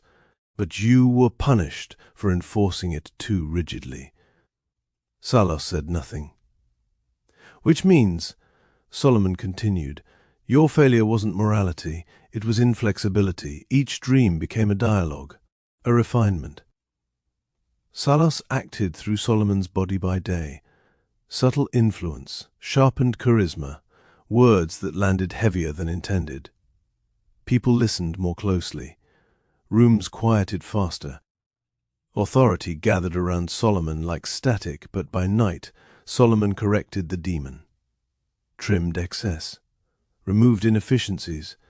Salos began to realize something unsettling. His time inside Solomon's body was freedom, but his time inside Solomon's dreams was education. And Solomon was an unforgiving teacher.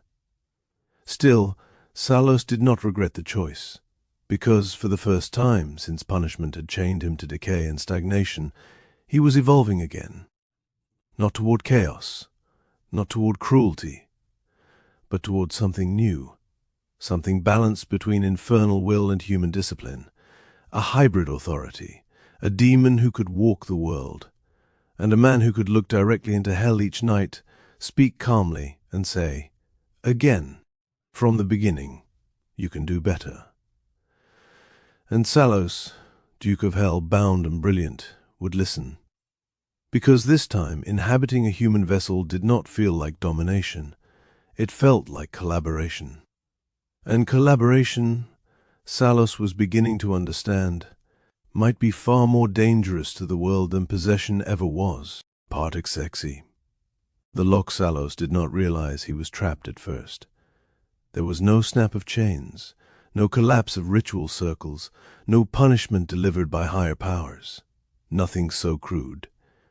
The change arrived quietly, disguised as routine. Another morning inside Solomon's body, another measured step into the waking world. But something was wrong. When Salos reached for influence, it did not respond the way it had before. His intent moved forward, met resistance, and stopped, as if pressing against glass he could not see. The body still obeyed, but only along paths already chosen by Solomon. Salos attempted to withdraw, to slide back into the familiar distance where observation became safety. He couldn't. The boundary that once opened willingly now held firm. Inside the shared space of the mind, Solomon stood alone, upright, composed, utterly present. There was no struggle in him, no strain. He looked the way he always had in these inner places, calm, analytical, already several steps ahead. "You said I could use your body," Salos said, confused now, his voice echoing strangely, diminished. This was agreed. Solomon regarded him without anger, without triumph. "And you said ownership must be consented to," Solomon replied. "You never asked if consent could be revoked." That was when Salos understood. He had not been negotiating with a mortal playing at power. He had been studied, mapped, contained. The dreams, the conversations, the questions, the corrections had never been collaboration. They had been calibration. Solomon had learned the shape of Salos's will, the rhythm of his influence, the precise way his presence interfaced with human cognition. And then, with surgical precision, Solomon had closed the loop. Salos tried to assert himself again, deeper this time, reaching for the infernal authority that had bent others so easily. Nothing.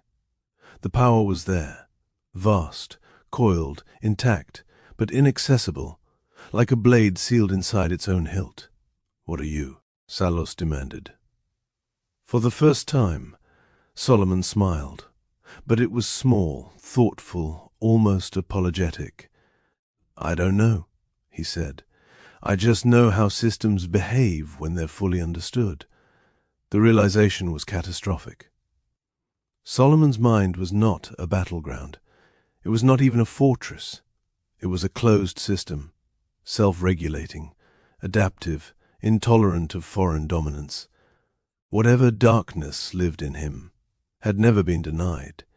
It had been acknowledged, structured, and given boundaries. Where others fractured under influence, Solomon integrated it.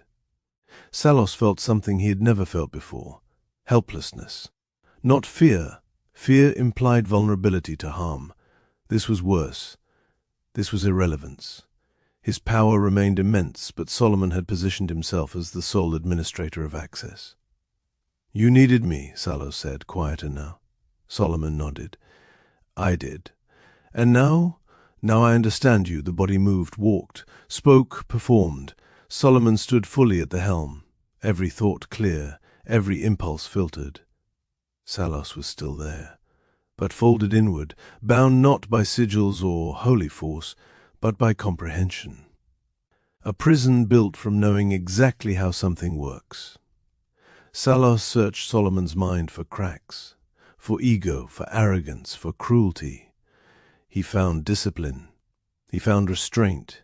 He found a man who had invited a demon inside himself not to be ruled, but to measure the limits of evil and decide where they ended. And for the first time in his existence, Salos, Duke of Hell, manipulator of desire, architect of submission, did not understand the nature of the power that held him. It had no name, no sigil, no myth. Only a human mind that refused to fracture, refused to kneel, and refused to relinquish control of itself, even to hell. Trapped inside Solomon's body, Salos could only watch through Solomon's eyes as the world responded to the man's authority, unaware that a demon now sat silent behind it, contained not by force, but by a will that had calmly, methodically decided nothing else would ever own him. Part 2. The mark that preceded hell Salos did not discover the truth by searching for it. It surfaced on its own, unsealed by proximity, by entrapment, by the unavoidable intimacy of sharing a mind. With nowhere left to retreat, Salos began to see backward, not memories offered, memories leaking. He saw Solomon younger, much younger, sitting alone in a quiet room lit by a single lamp. No fear in him, no frenzy, only resolve. On the table before him lay a folded page covered in a symbol Salos recognized instantly, and did not. That should have been impossible. The symbol was not infernal, not celestial, not human. It had no allegiance. Its geometry was balanced to the point of discomfort, lines folding inward and outward at once, neither summoning nor banishing, but defining boundaries. It did not call power. It told power where it stopped. Salos felt something tighten inside himself. Solomon had carved it into his own arm with deliberate care, not as an act of devotion or desperation, but as a statement. Each cut was measured, each line exact. There had been pain, but no loss of control, no chanting, no blood offering, just intent. The scar had mostly healed now, faded into pale, almost invisible flesh, but the symbol remained active, etched deeper than skin.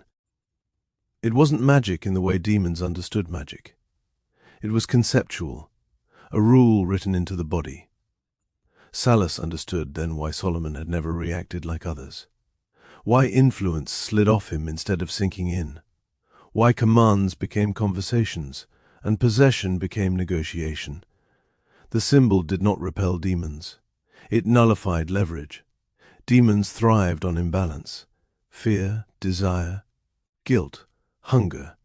The symbol erased those footholds. It made Solomon internally symmetrical. Calm was not an affectation in him. It was a weapon. Salos felt it now, constantly, an invisible pressure that kept his thoughts contained, his authority compartmentalized. Every time he tried to expand, the symbol responded not with resistance, but with clarification. This is not yours. This is where you end. You did this before me, Salos said, stunned. Solomon's presence answered evenly, without pride. Yes. Why? Salos demanded. Because I noticed something early, Solomon replied. Nothing supernatural ever succeeded unless the human invited chaos first. The symbol pulsed faintly in Solomon's perception, not glowing, not dramatic, simply present. I wanted to see what happened, Solomon continued, if a person removed chaos from the equation. Salos understood now. Solomon's calm words had never been persuasion. They were authority. Demons responded to hierarchy instinctively, and Solomon, marked and balanced, presented a hierarchy that could not be inverted. His voice carried no fear, no hunger, no ambition demons could twist, only certainty. That certainty rewrote the rules. You can't affect me, Solomon said quietly, and because you're inside my system now, you can't affect anything unless I allow it. Salos had been bound by sigils before, punished by higher forces, restricted by ancient laws. None of that compared to this. This was not imprisonment by power. This was containment by understanding. The scar on Solomon's arm, nearly invisible, dismissed by the world as an old wound, was in truth the earliest boundary Salos had ever encountered that hell itself did not know how to cross. A symbol without origin, a rule without mythology, a human decision made absolute. And as Salos settled deeper into his silent confinement, watching Solomon move through the world with calm authority, the demon finally grasped the full scope of his error. He had not chosen the wrong vessel. He had chosen the one human who could look directly at a demon, speak gently and mean it when he said, "You're safe here." Because safety, Salos now understood, was not freedom. It was containment perfected, and Solomon, scarred, composed, unknowable, had been prepared for this long before hell ever noticed him. Part 23. The name before the demon once Salos was fully trapped, quiet, contained, unable to press outward. Memory became his only remaining movement. And memory, inside Solomon, was not linear. It unfolded like layers being peeled back with care. Salos began to see Solomon as a child, not fragile, not fearful, observant. He saw a small kitchen, late afternoon light slanting through a window, a woman's voice, warm, tired, affectionate, calling from another room. "Salos," she said gently, "come here." The sound struck the demon like a fracture. Not the name as title, not the name as infernal office, the name as affection. Again and again the memories replayed. Solomon's mother calling him that nickname without hesitation, without fear. Sometimes playful, sometimes soothing, sometimes stern. The word had no power attached to it then. It was just what she called him. Salos felt something coil uncomfortably in his core. The name had existed before him, before the Duke of Hell, before sigils, before punishment. Solomon hadn't taken the name from the demon. The demon had stepped into a life where the name already lived, and that realization destabilized something ancient. As the memories continued, Salos began to notice what others never had: the darkness. It wasn't cruelty. It wasn't malice. It was capacity. He saw moments no one else had seen clearly enough to name. A schoolyard incident where Solomon had stopped a bully, not with rage, but with terrifying calm, applying just enough pressure to end the conflict permanently. A look in Solomon's eyes that made the other child understand, instantly, that escalation would be a mistake. Adults called it maturity. They were wrong. Salos saw further. Adolescence. Solomon alone, late at night, testing himself, not recklessly, but methodically, seeing how far he could go without crossing lines that would bring consequence, learning where people broke, learning how silence could be more effective than violence. There were acts Solomon never spoke of, not crimes in the legal sense, but decisions, moments where he could have done worse, and chose not to, not because of morality, but because it was unnecessary. Excess was inefficient. Chaos was wasteful. Salos felt a chill he had not known since his punishment. This was not innocence lost. This was restraint chosen. And restraint, Salos knew, was far more dangerous than indulgence. The demon saw now why the symbol had worked, why calm had been absolute, why control had never wavered. Solomon's darkness had never been repressed. It had been disciplined. "You saw it early," Salos said from his confined place, voice low. "What you were capable of." "Yes," Solomon replied, memory overlapping with presence. "And you named it," Salos continued slowly. "You let her name you." Solomon did not deny it. The nickname had anchored him, humanized something that might otherwise have grown feral. The name Salos had been spoken with love long before it was ever spoken with fear. That mattered. It rewrote meaning. Salos began to understand the final, horrifying truth. Solomon had not become immune to demons by accident. He had grown up alongside an idea of one, without mythology, without terror, just a name associated with warmth, discipline, and expectation. Hell had never frightened him, because hell, to Solomon, had always been something you raised, not something you fled from.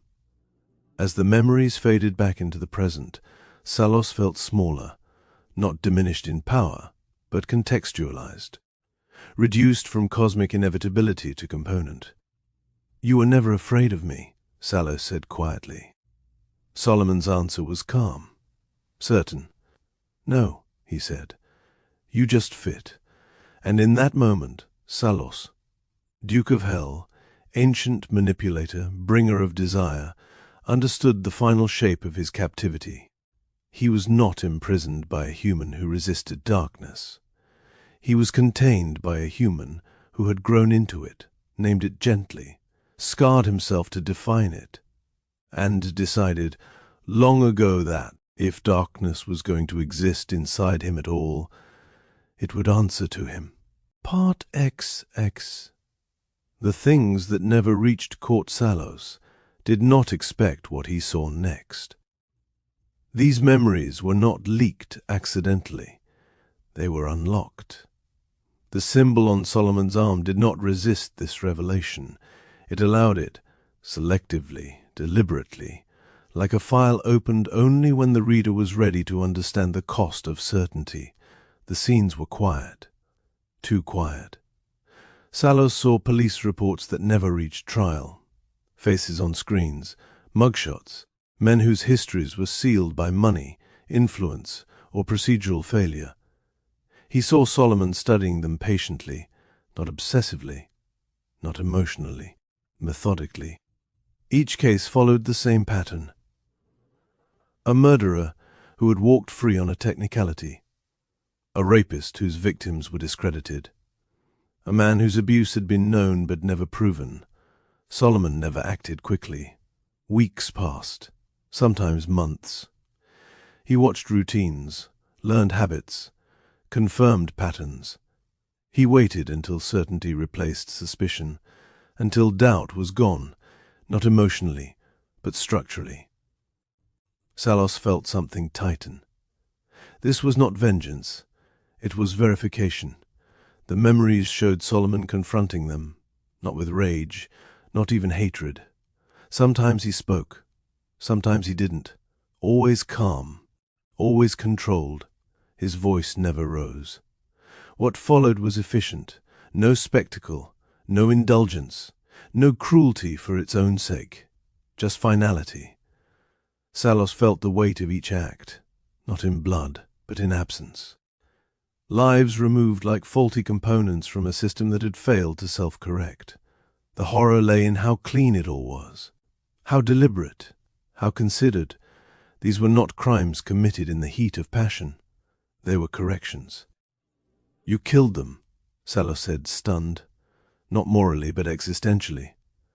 "Yes," Solomon replied, "for justice." "No, for pleasure." "No." Salos felt something colder than hell settle inside him. "Then why?" the demon asked. Solomon's answer was simple. Because they would do it again. Salos understood then what made Solomon different from demons, angels, judges, or executioners.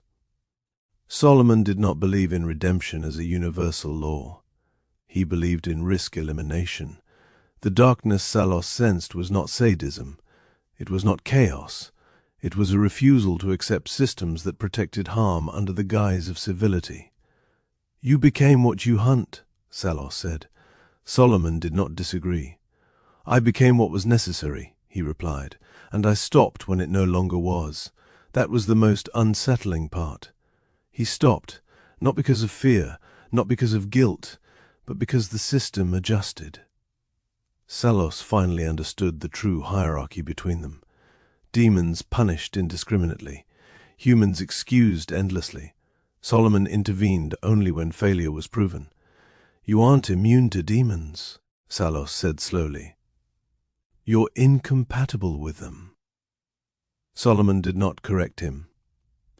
Because Salos now saw the truth with terrifying clarity, the symbol did not protect Solomon from demonic influence because he was good. It worked because Solomon had already walked through darkness, decided exactly where the line was, and never crossed it again. Hell had rules, Solomon had criteria, and as Salos sat trapped behind Solomon's eyes, watching the world move forward under the guidance of a man who had already judged, corrected, and moved on. The demon realized something far more horrifying than gore or violence. Hell did not create Solomon. Hell merely recognized him too late. Part XXXXV. Erasure Salos learned quickly that Solomon did not think in terms of bodies. He thought in terms of residue. Every act Solomon committed was followed not by haste, not by panic, but by a second phase he considered more important than the first: removal of narrative, not evidence, story. The memories showed this clearly. Solomon never rushed. He never left scenes clean in the conventional sense. Instead, he allowed the world to explain itself in ways that required no interference. He understood something demons often overlooked. People don't notice what fits expectation. Disappearances that aligned with existing instability, absences that echoed prior patterns, lives that already existed on the margins. Solomon did not invent chaos. He let it finish the work it had already begun. Salos watched Solomon dismantle identities rather than remains. He neutralized routines, interrupted patterns, and removed the social anchors that made someone traceable. The physical end was only one small, unremarkable moment in a much longer process of subtraction. The horror lay in how boring it was. No trophies, no signatures, no indulgence. Solomon removed anything that could be mistaken for intent. He left behind ambiguity so complete that even suspicion had nowhere to land. When questions arose, they dissolved under the weight of alternative explanations. Explanations Solomon had quietly allowed to exist long before. He did not hide what he did. He made it unnecessary to look. Salos felt something tighten again, this time admiration edged with dread. "You erased them," Salos said, "not just from life, from memory." "Yes," Solomon replied. "That's the point. The demon realized then why no pattern had ever emerged, why no investigation had ever connected threads, why Solomon had never needed to interfere with law enforcement, courts, or records." Solomon trusted entropy. He understood how institutions failed naturally, how attention drifted, how certainty degraded over time. He did not fight those processes. He aligned with them. And then, most disturbing of all, Solomon always stopped thinking about it afterward. No guilt, no pride, no obsession.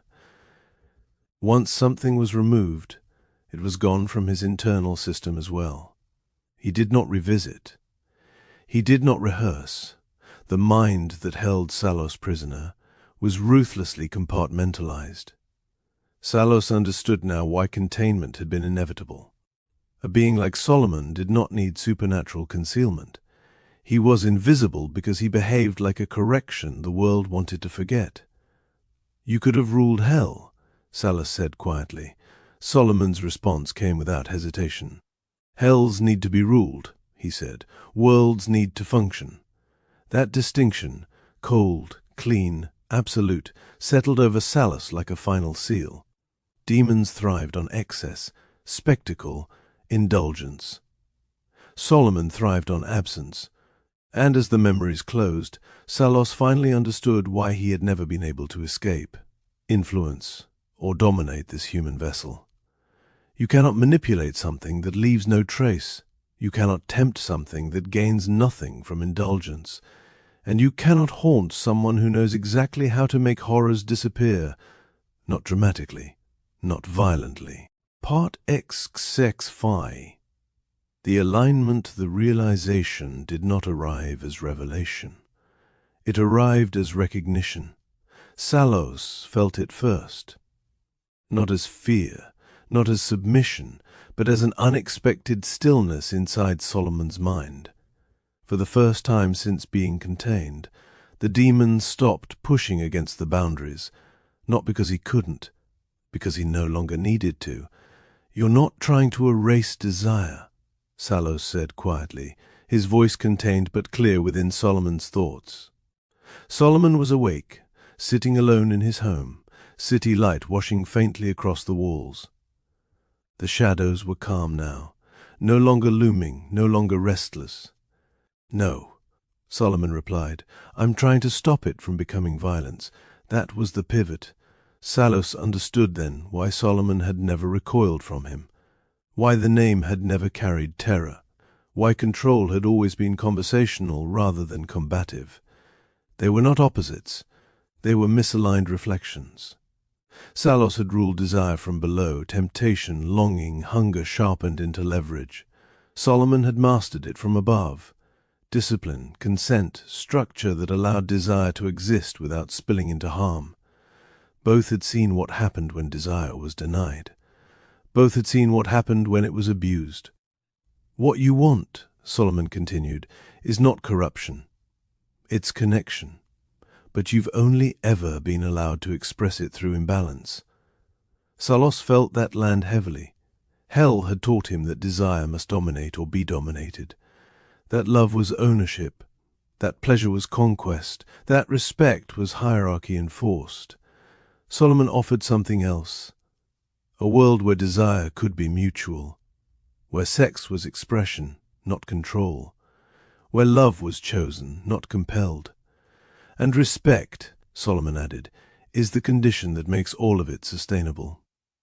For a long moment, neither spoke. Then Salos said something he had never said before, not to a human, not to an angel, not even to himself. "I was never interested in suffering." Solomon nodded. "I know." The demon felt the containment shift, not loosen, not break, but reconfigure. The symbol on Solomon's arm did not fade. It remained absolute. But within its bounds, something new was allowed to exist, collaboration with purpose.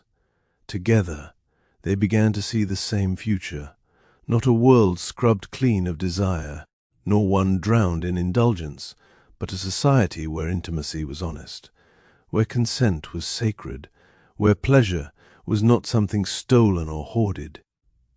A world where people were not punished for wanting, but held accountable for how they treated others in pursuit of it. Salos understood then why Solomon had been able to control demons with calm words. Because calm was not suppression.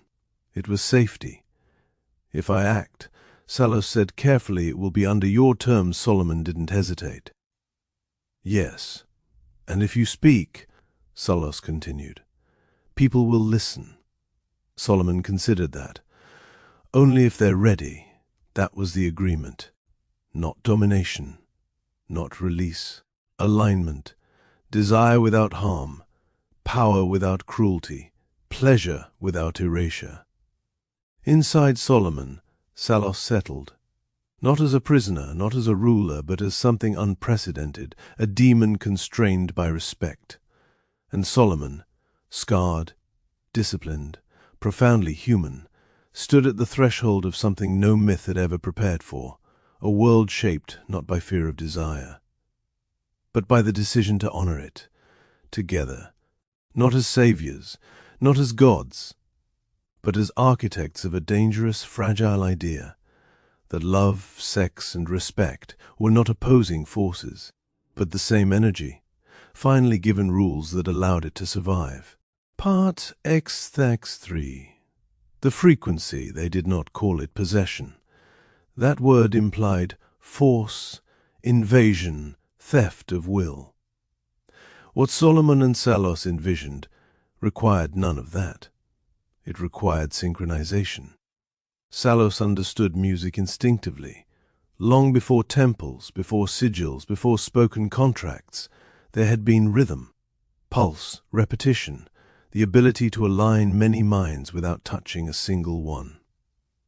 Desire had always moved more cleanly through sound than through fear, and Solomon already knew how to use it. You don't take people, Solomon said in the shared quiet of his mind. You tune them. Salos felt something ancient stir in recognition. Music was the only medium where individuality dissolved willingly, where bodies moved together without coercion, where strangers trusted strangers simply because the beat said now. Mass possession had failed throughout history because it demanded submission. This would ask for participation. Solomon's sets began to change, not dramatically, not enough to alarm anyone, but in ways only Salos could fully perceive. Tempos slowed just enough to drop listeners into a receptive state. Bass frequencies settled into ranges that bypassed conscious resistance and spoke directly to the nervous system. Not hypnosis, resonance. The crowd would feel it as intimacy, hands rising together, breathing synchronizing, tension releasing not into chaos, but into closeness. People turned toward each other instead of away. Touch became consensual, communicative, grounding. Salos threaded himself through the sound, not as a voice, not as a command, but as emotional gravity. He amplified sensations already present, attraction without entitlement, desire without aggression, pleasure without shame. No one lost themselves. They felt more themselves. That was the key. Solomon watched it happen from the booth, fully present, fully in control. He didn't preach. He didn't explain. He let the experience teach what words never could, that intimacy could be shared without being taken. That power could move through a crowd without turning predatory. Afterward, people struggled to describe what they'd felt. They used words like safe, connected, open. Some cried without knowing why. Some went home together, not impulsively but gently. Some simply slept better than they had in years, and none of them felt violated. Salos felt awe, not at his own influence, but at the structure Solomon imposed around it. Every boundary was intentional, every escalation earned. The symbol on Solomon's arm remained active even here, regulating how far Salos could extend. Mass alignment, yes. Mass domination, never. This only works, Solomon said one night as the crowd moved like a single organism below them because people are choosing it. Salos agreed. He realized then that hell had always misunderstood humanity. Control had been the wrong language. Desire didn't want a master. It wanted permission. Through Solomon's music, through carefully engineered nights of sound and shared experience, the world began to shift, not in laws or institutions, but in expectations. Consent became instinctive. Aggression felt out of place. Exploitation felt discordant. Those who thrived on imbalance stopped coming. Those who wanted connection stayed. This was not a cult. There were no symbols on walls, no chants, no pledges, just rhythm, just bodies moving together, just a subtle rewiring of what pleasure felt like when it was rooted in respect. Salos no longer dreamed of escape. Why would he? He was freer here than hell had ever allowed him to be, expressing his nature without punishment, without excess, without cruelty. And Solomon, DJ, architect, vessel by choice, stood at the center of it all, calm as ever, knowing the truth that made the entire experiment possible. You didn't need to conquer the world to change it. You only needed to give people a place where love, sex, and respect felt right, and a frequency they would carry with them long after the music stopped. part XX Feeth. The sound that followed you home, it began subtly, the way all real cultural shifts do. Playlists changed.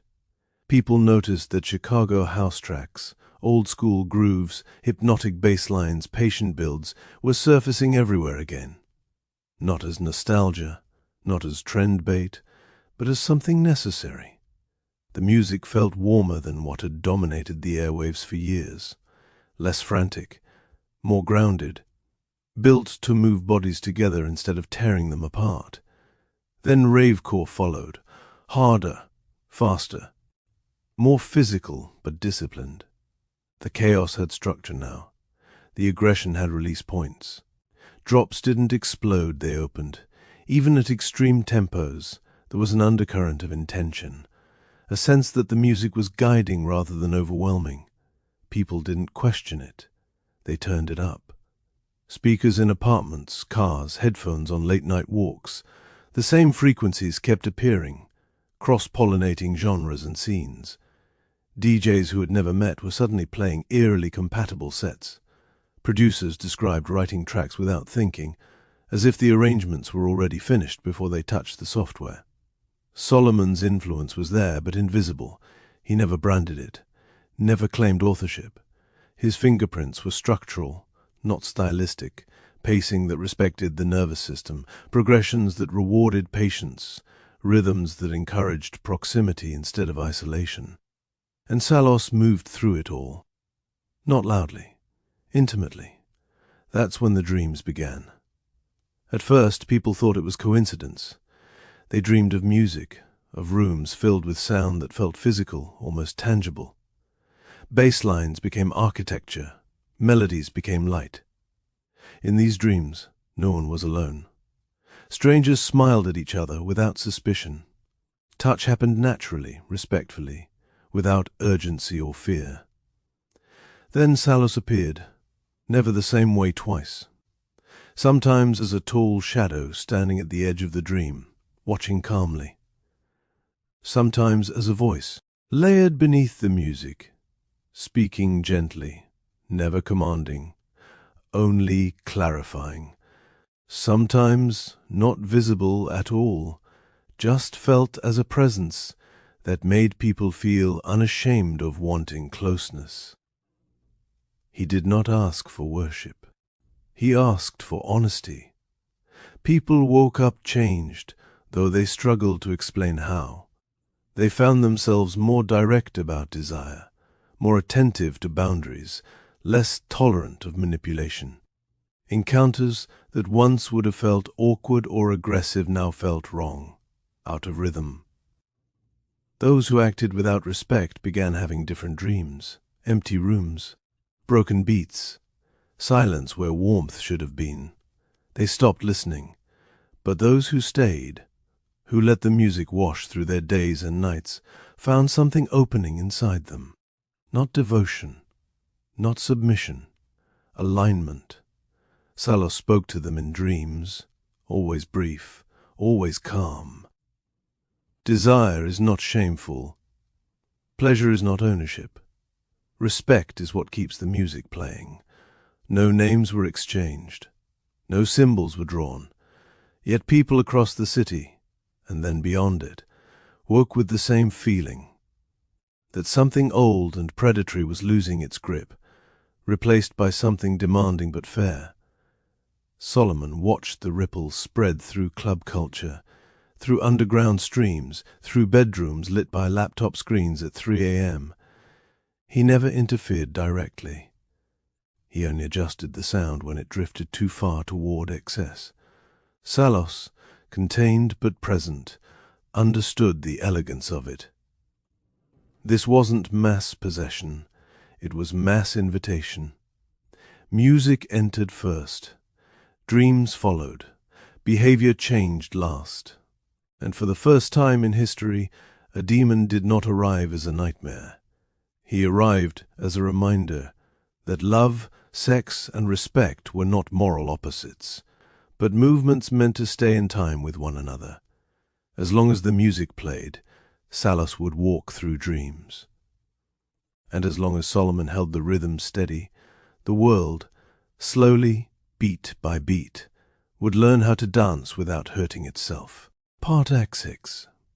The face in the dreams changed again. This time, Salos did not appear as shadow or voice or abstraction. He wore Solomon's face. Those who slept with the music still playing, low through headphones, humming through walls, pulsing from a neighbor's apartment, found themselves dreaming of him standing just close enough to be unmistakable, always calm, always composed, always watching with eyes that seemed to see through restraint itself. He never touched them. That was what made it unbearable.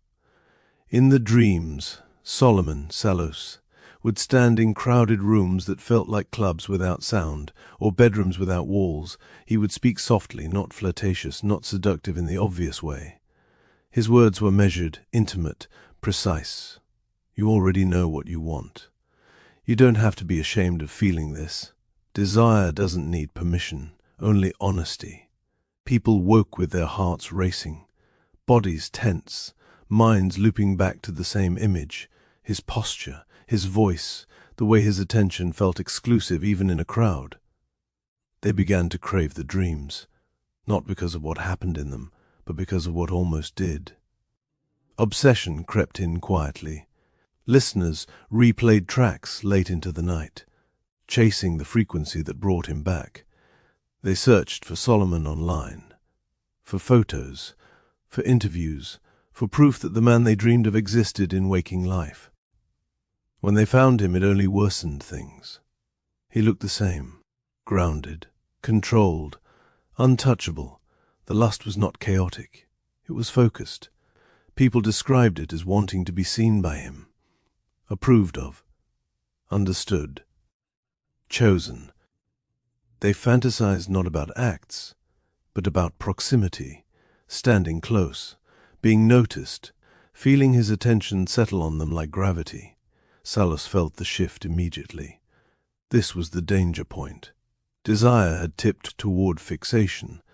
Inside Solomon, the demon watched thousands of dreams converge into the same silhouette, the same longing. He felt the pull of it, raw, potent, intoxicating in a way hell had always exploited. But Solomon felt it too, and he did not allow it to escalate unchecked. The dreams changed subtly again. When obsession grew too sharp, Solomon's presence in the dream would withdraw just slightly. The voice softened. The distance increased. The message recalibrated. Wanting isn't ownership. Attraction doesn't mean entitlement. If this hurts, step back. Some listeners woke frustrated. Others woke relieved. Those who could not tolerate restraint, who wanted dominance, surrender, erasure of self, found the dreams stopped altogether. The music no longer landed the same way. The frequency slipped out of reach. But those who learned to sit with the desire, feel it without letting it rot into possession, kept dreaming. Salos understood then why Solomon had insisted on control. Unchecked lust would have turned this into worship. Worship would have turned it into hierarchy. Hierarchy would have turned it into abuse. This was the line. And Solomon held it without wavering. The world began to whisper about a strange phenomenon. People talking about the same man appearing in their dreams, not as a lover, not as a savior, but as a mirror. Someone who made desire visible without consuming it. Salos, contained and watching, felt something unexpected again, gratitude. Because in another life, another hell, he would have let the obsession burn until it destroyed everyone involved. Here, inside Solomon, desire was allowed to exist without being allowed to rule.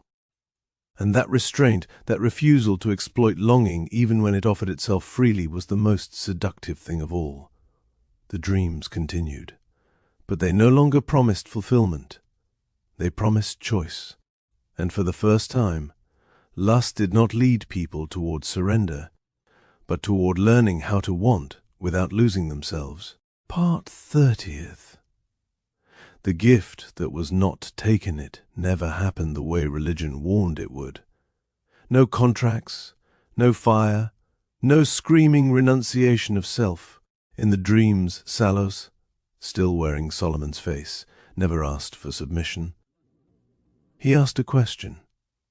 Are you willing to let go of what hurts you? Those who said yes did not kneel. They offered something far quieter. What Salos received was not a soul in the mythic sense, not essence ripped away or identity erased.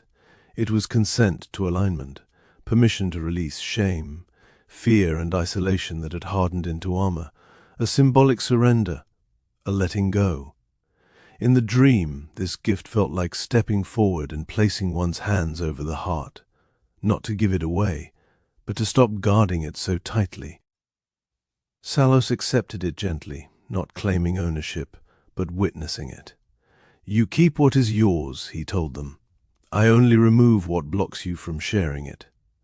They woke changed, not possessed, not hollow, open. Within days, patterns emerged. People who had dreamed the same night found themselves drawn together, at shows online, in passing conversations that felt uncannily familiar. They recognized each other not by symbols or words, but by ease. No games, no posturing, no fear. Conversations moved quickly toward honesty. Attraction was spoken aloud without manipulation. Boundaries were respected instinctively, as if the music had tuned them to the same internal tempo. And within a month, just as it had happened with the original 6, many of them found true love. Not perfect love. Real love. Relationships rooted in mutual desire and mutual care. Passion without domination, intimacy without erasure, sex that felt expressive instead of performative, connective instead of consuming. They didn't worship Salos for it. They thanked the experience and then turned toward each other. Inside Solomon, Salos watched the pattern repeat with awe. This is what they meant, Salos said quietly. When they said souls were currency, Solomon understood. A soul, in this sense, was not something owned. It was something unlocked. Those who gave it did not lose themselves. They found one another. The dreams continued, but they softened. Once alignment was complete, Salos faded from those sleepers' nights. He did not linger. He did not haunt. He left them to live. Love spread laterally, not upward. There were no hierarchies, no priests, no inner circles. Just people meeting people, carrying a quiet certainty that connection did not have to be violent to be intense. This was the final safeguard Solomon had insisted on. No permanent dependency, no endless hunger. Salos agreed. Because a demon who feeds on devotion becomes a tyrant. A demon who catalyzes connection becomes unnecessary. And that, Solomon knew, was the real measure of success. The world would never know their names. But across bedrooms, dance floors, and quiet mornings shared between lovers who had once been strangers, the same truth took root, that giving your soul, when done freely, gently, without fear, doesn't damn you. It returns you to one another, and somewhere deep within Solomon, Salos rested, not hungry, not bound, not worshipped, but fulfilled in a way hell had never allowed, by helping desire become something that ends in love instead of loss. Part XXI. The crowd that became one shaped the following came not as a wave, but as an accumulation. Hundreds of thousands of people did not wake up one day and decide to follow Solomon or Salos. They drifted into alignment. It showed first in behavior. People reorganized their lives around the music. Work schedules bent to show nights. Sleep cycles adjusted. Cities developed informal rhythms. Nights where the same tracks pulsed from apartments blocks apart, strangers nodding to one another in elevators because they recognized the sound leaking through headphones. Online, the obsession manifested as analysis. Endless threads dissecting Solomon's sets down to the second. Fans charted BPM shifts like scripture, debated why certain tracks felt intimate while others felt disciplinary. People described physical reactions, steady heart rates, calm focus, heightened emotional openness, without realizing they were describing the same phenomenon. They weren't addicted to sound. They were addicted to coherence. Salos watched it spread with a mixture of awe and restraint. This was the danger point, where alignment could curdle into dependency, and yet something strange held. The followers didn't lose themselves. They synchronized. At shows, crowds moved like a single organism, but without panic or aggression. Touch happened carefully. Boundaries were instinctively respected. If someone overstepped, the crowd corrected it, not violently, but decisively. People who disrupted the rhythm were gently pushed out of the flow, as if the collective body rejected discord. This wasn't possession in the cinematic sense. It was entrainment. Salos appeared in their dreams more frequently now, but never as a tyrant, always as Solomon, always calm, always watching. In the dreams, people felt seen in ways they had never experienced, not desired for what they could offer, not judged for what they hid. Simply acknowledged as part of something larger that did not erase them. That feeling became intoxicating. People began referring to Solomon and Salos interchangeably, not out of confusion, but because it felt correct. They spoke of him the way one speaks of gravity or rhythm. Something you don't worship, but orient yourself around. The obsession deepened. Some followers rearranged their homes to match the dream spaces. Open rooms, minimal clutter, lights low and warm. Others marked their bodies with abstract symbols, inspired by the music's geometry, not sigils, not commands, but reminders of balance. They listened constantly, not to escape, to stay tuned. Possession, if that word applied at all, was internal. People described feeling guided, not controlled, urges softened, impulses slowed, choices became deliberate. Many said the same thing in different words. I feel more like myself when I'm listening. That terrified Salos, because hell had always relied on excess, compulsion, erosion of will. This was the opposite. The followers were obsessed, but with clarity. Still, obsession has weight.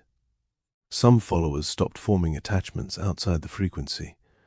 Relationships that didn't share the rhythm dissolved. Friend groups fractured along lines of alignment. Those who couldn't feel the change were described as out of sync, noisy, off-tempo, not hated, excluded. Solomon noticed this immediately, and that was when the first intervention occurred, not publicly, not dramatically. Sets adjusted. Dream appearances softened. Messages shifted toward decentralization. The music is not me. The feeling doesn't belong to one source. If you need me to feel whole, step away. Some couldn't. Those were the ones truly possessed, not by Salos, but by the idea of unity without responsibility. They chased the dream endlessly, replaying tracks, isolating themselves, trying to remain inside the feeling forever. They burned out. They faded. The rest stabilized. What remained was still enormous. Hundreds of thousands of people, connected loosely, fluidly, sharing an unspoken ethic, desire without harm, intimacy without entitlement, connection without coercion. Salos finally understood the scale of what they had created. This wasn't a cult. Cults collapse when the leader disappears. This would persist even if Solomon vanished tomorrow. that frightened the demon more than worship ever had, because obsession had transformed into culture, and culture does not require possession. It requires only a rhythm people recognize as their own, and a memory of what it felt like, once, to move together without hurting each other. From inside Solomon, Salos watched the world hum softly in time and realized the final truth. This was not hell rising. This was something far more dangerous to the old order. It was people discovering they didn't need to be ruled to feel whole, only reminded how to listen. Podcast. The houses that would not sleep the hauntings did not begin with screams. They began with company. Those who had synchronized most deeply, those whose dreams had been clearest, whose obsession had sharpened rather than softened, returned to their homes and felt immediately that they were no longer alone, not threatened, observed. Their houses behaved differently at night. Walls seemed to breathe, expanding and contracting just enough to be noticed out of the corner of the eye. Floorboards creaked in patterns that resembled pacing. Old buildings remembered footsteps that no longer had owners. Sound carried strangely. Whispers slid through vents and hallways, not intelligible words at first, just the shape of speech. A murmur like people talking in the next room, stopping the moment attention turned toward it. Radios and speakers clicked on by themselves. Releasing fragments of music, slowed beyond recognition, bass lines stretched into low, mournful pulses. The possessed began to dream awake. Reflections lagged again. Shadows detached themselves from their sources, lingering too long on walls. Some woke to find handprints in dust that did not match their own, fingers elongated, impressions light but deliberate. And then the figures appeared. Not fully formed, never clear enough to photograph.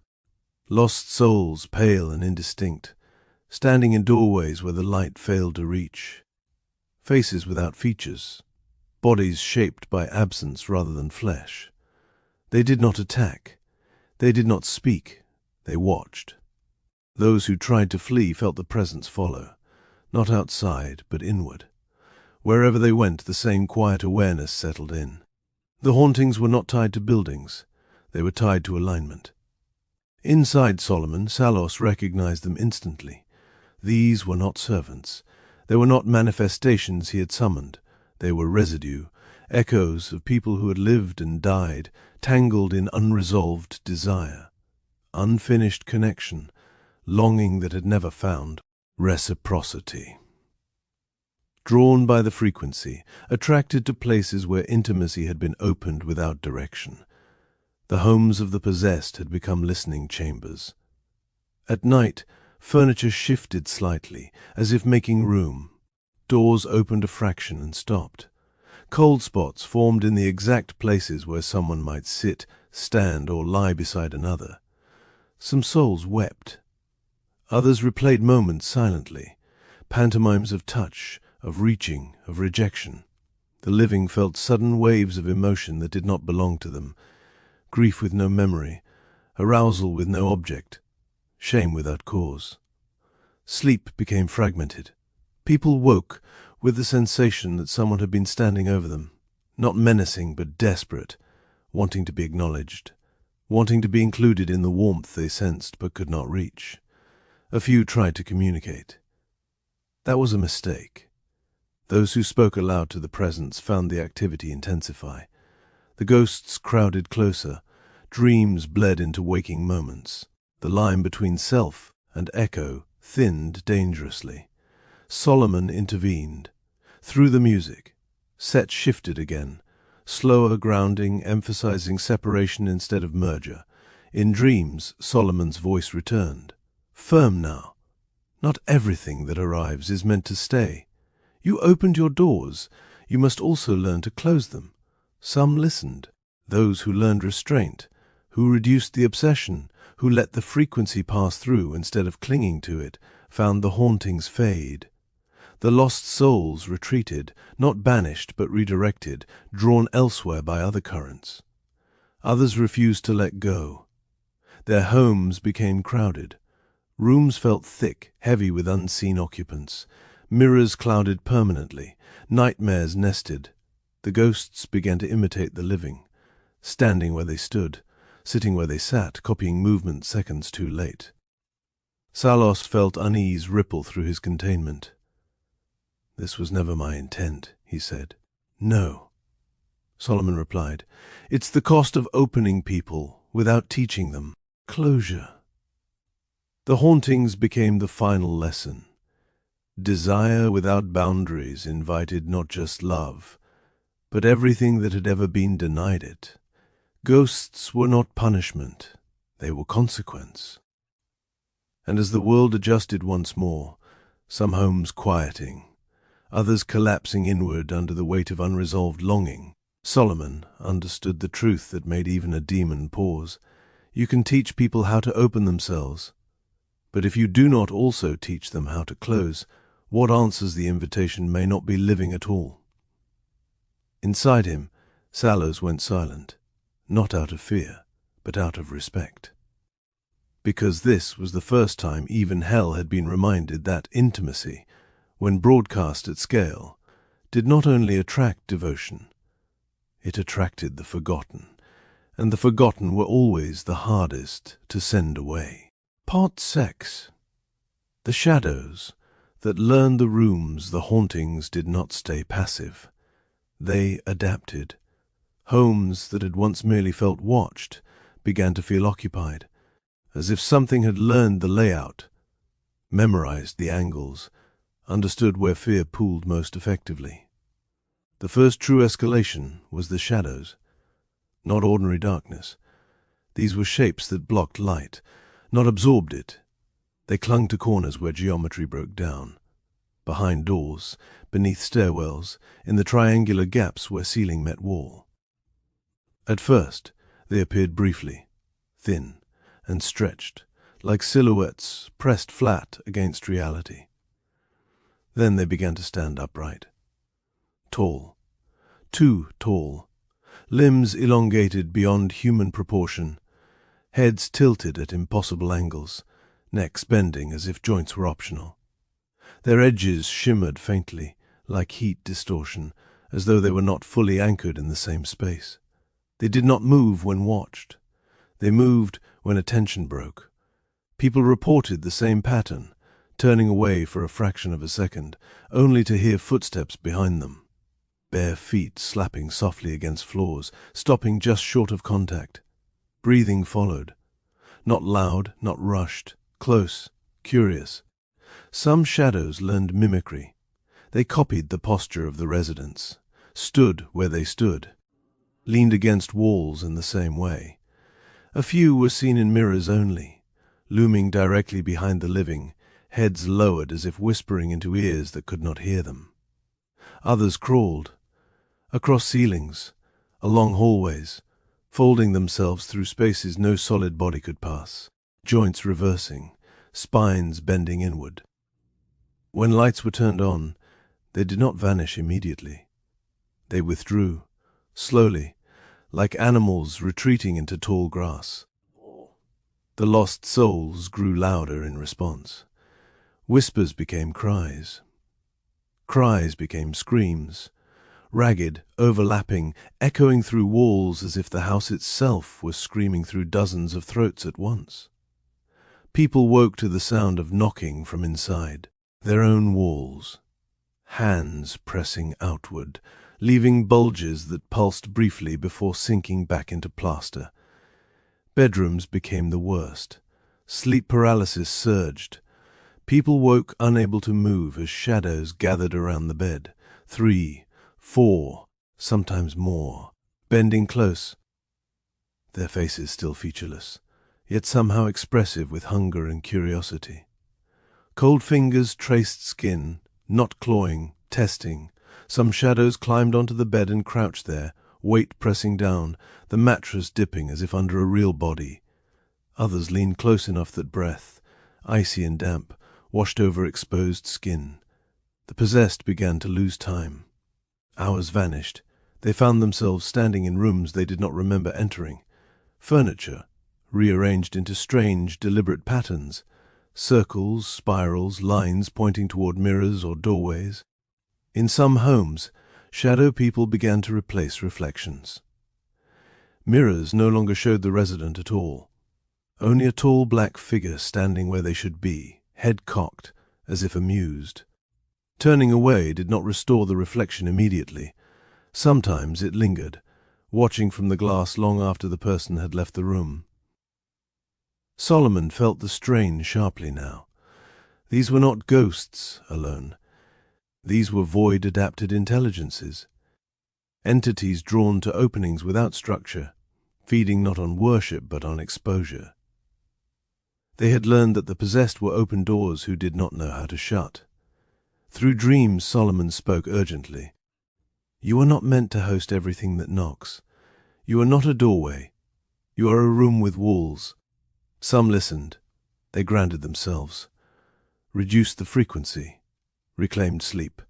The shadows recoiled, thinning, retreating back into corners until they flattened into nothing again. Others couldn't. Those homes became nests. Shadow figures multiplied.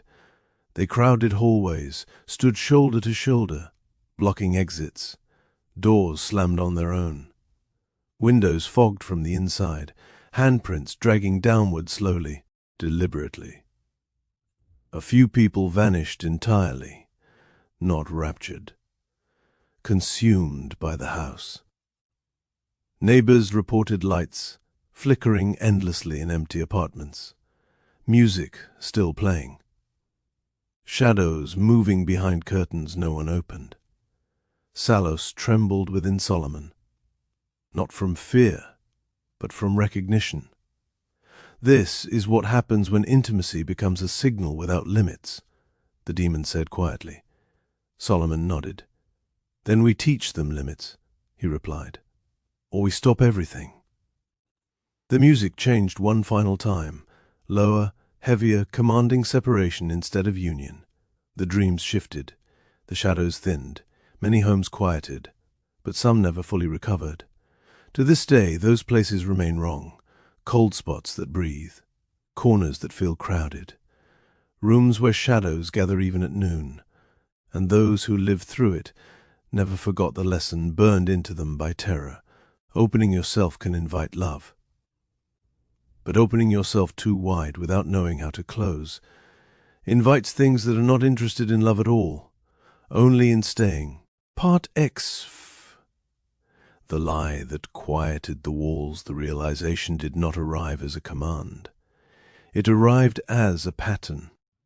Among the thousands most deeply possessed, whispers began to circulate, never spoken aloud at first, only shared in fragments, in looks exchanged after sleepless nights, in messages typed and deleted before sending. The hauntings stopped, for some of them, not all, only the ones who had acted. They noticed it after crossing an invisible line, a shadow that no longer waited in the hallway, a whisper that fell silent mid-word, a mirror that finally reflected only themselves again, and in the vacuum left behind, a dangerous idea took root. They began to believe the houses were not haunted by ghosts, but by judgment, that the lost souls and shadow people were not predators, but auditors, that the frequency had not opened doors to randomness, but to a grim accounting of imbalance, that the world itself was sick, and the sickness was attracting the dead. Online, language shifted. No one said kill. They said remove. They said correct. They said restore balance. They convinced themselves they were not acting for pleasure or rage, but for quiet, for peace. Those who crossed the line did not describe what they did in detail, not even to themselves. Memory blurred, as if something inside them edited the events before they could fully register. They spoke only of after, the silence, the relief, the way the house felt lighter, as if something had been satisfied. The shadows retreated first, Corners emptied, ceilings stilled. The sensation of being watched evaporated like breath on glass. The ghosts followed. Crying stopped. Footsteps ceased. Cold spots warmed. Homes that had felt swollen with unseen occupants finally felt vacant again. Too vacant, some said, like a theatre after the audience had fled. Salos recoiled in horror. This was never the bargain, he said. Solomon felt it too, the rot spreading through justification, the way obsession had metastasized into moral certainty. The possessed had begun to believe the hauntings were payment demands, that every act of cruelty in the world created spiritual pressure, and that pressure could be relieved, temporarily, by removing those they deemed responsible. But the silence never lasted. Within weeks the hauntings returned, different this time, sharper, angrier, more focused. Shadow figures reappeared, but now they stood closer, watched longer, their shapes more defined, their presence heavier. The lost souls no longer wept, they accused. The possessed realized too late that the quiet had not been approval, it had been bait. What answered their actions was not peace, but something far worse, a narrowing of identity, a hardening, a loss of empathy that made further harm easier, more abstract, more necessary. Solomon intervened publicly for the first time, not with threats, with refusal. The music changed again, disruptive, dissonant, refusing trance. Dream appearances ceased entirely. The frequency that had once unified now repelled those who had crossed the line. And the hauntings? They intensified for those who continued, because what followed them now were not lost souls. They were witnesses, entities that did not feed on fear, but on certainty, the most corrosive emotion of all. Beings drawn to those who believed themselves justified, righteous, beyond doubt. The possessed had wanted the world quieter. Instead, they had made themselves louder, to things that would never stop listening. By the time the realization spread that the hauntings were not a problem to be solved, but a warning to be understood, many were already too far gone. Their homes remained silent, but inside them something howled constantly, and Solomon understood the final truth, the one even hell struggled to teach. When people convince themselves that cruelty improves the world, they don't banish monsters. They become visible to worse ones. Part exive. The quiet that followed, no one talked about what they did. That was the first rule, though it was never spoken aloud. In the days after the hauntings stopped, the possessed noticed something else had vanished too. Noise. Not sound, but friction. Arguments dissolved before they began. People who once caused tension simply disappeared from conversations, from workplaces, from routines. Their absence was never dramatic. Just empty chairs, unanswered messages, a sense that something unpleasant had been edited out of reality. Those who crossed the line did not dwell on the moments themselves. Their minds refused to hold them clearly, as if memory had sealed over the act like scar tissue forming too quickly. They remembered only sensations, warmth afterward, stillness, the house finally breathing normally again. Blood was never mentioned, pain was never named. Instead they spoke of resolution. In the weeks that followed, their neighborhoods changed. Late-night shouting stopped. Street harassment vanished. Domestic disturbances no longer drew police lights into the night. Social spaces became gentler, smiles lingered longer, conversations felt safer, people listened instead of posturing. Communities began to describe themselves as lighter. They slept better. They laughed more easily. Children played without being watched so closely, and in private, the possessed felt something close to joy, not manic, not wild, but serene. A sense of purpose fulfilled, of having done something necessary, if unpleasant like surgery. Their homes remained quiet, no shadows in the corners, no hands in the walls, no breath at the edge of the bed. The silence felt earned. They told themselves they had removed poison, that what had been done was no different than cutting away rot, yet something subtle shifted inside them. Empathy dulled, not disappeared, but selectively muted.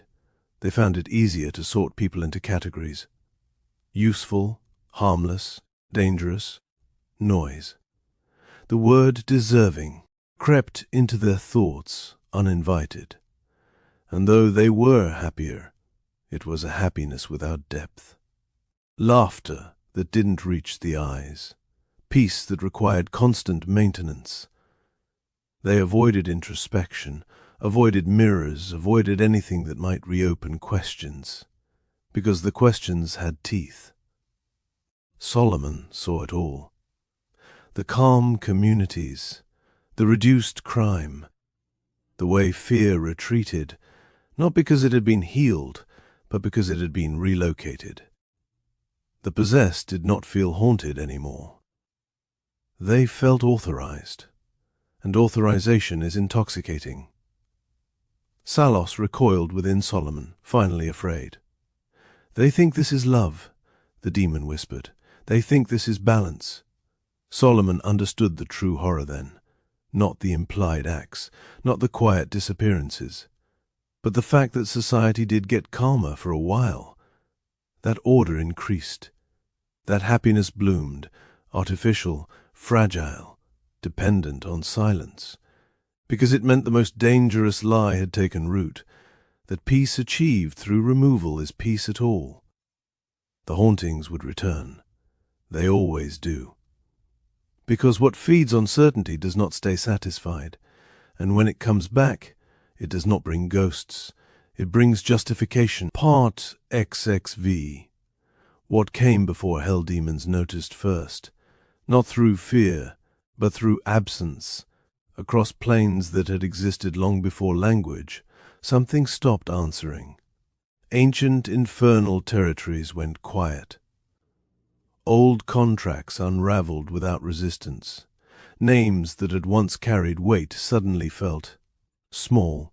Salos felt it like vertigo. "This isn't mine," he told Solomon. "This isn't even ours." The hauntings returned, but not as ghosts, not as shadows, not even as intelligences that could be reasoned with. They returned as structure. Homes did not feel occupied anymore. They felt redefined.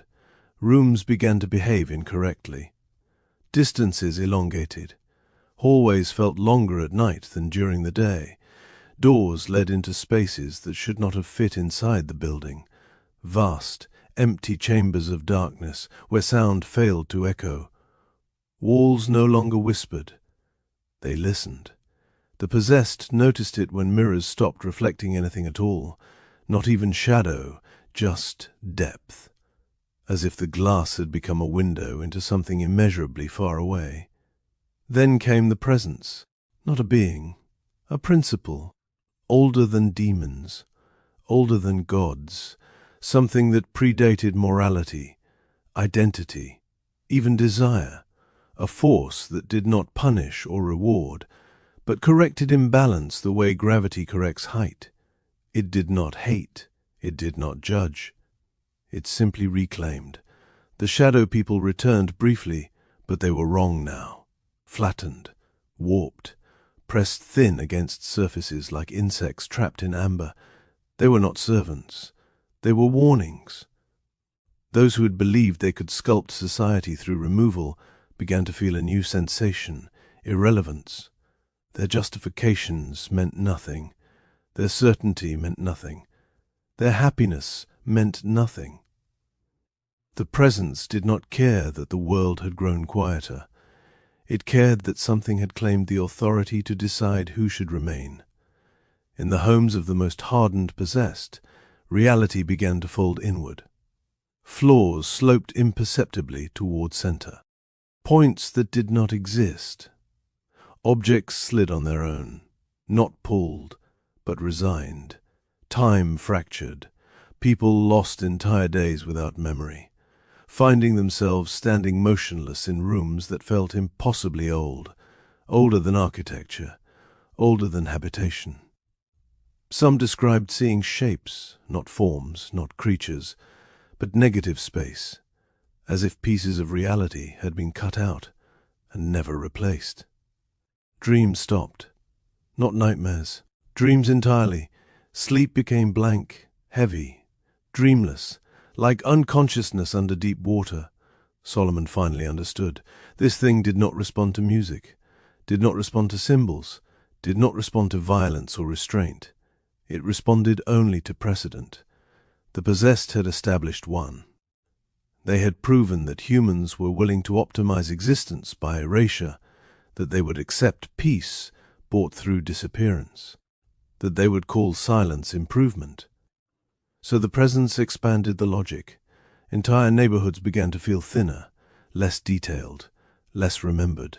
People outside the possessed community stopped noticing them. Maps failed to render certain streets correctly. Digital records glitched, names duplicating or vanishing, not death. Removal from relevance, this was not hell. Hell punished. This was pruning. Salos was terrified.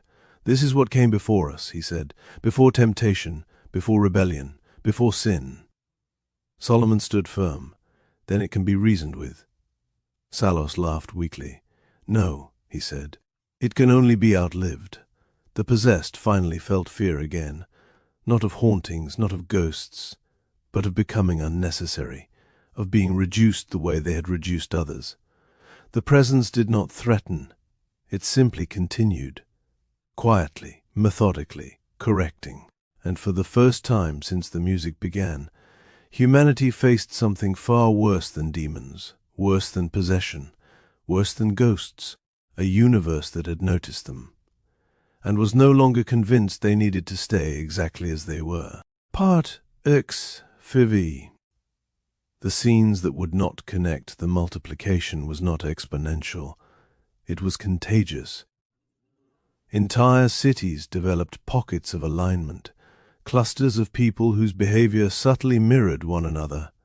They spoke less, slept less, moved with quiet purpose.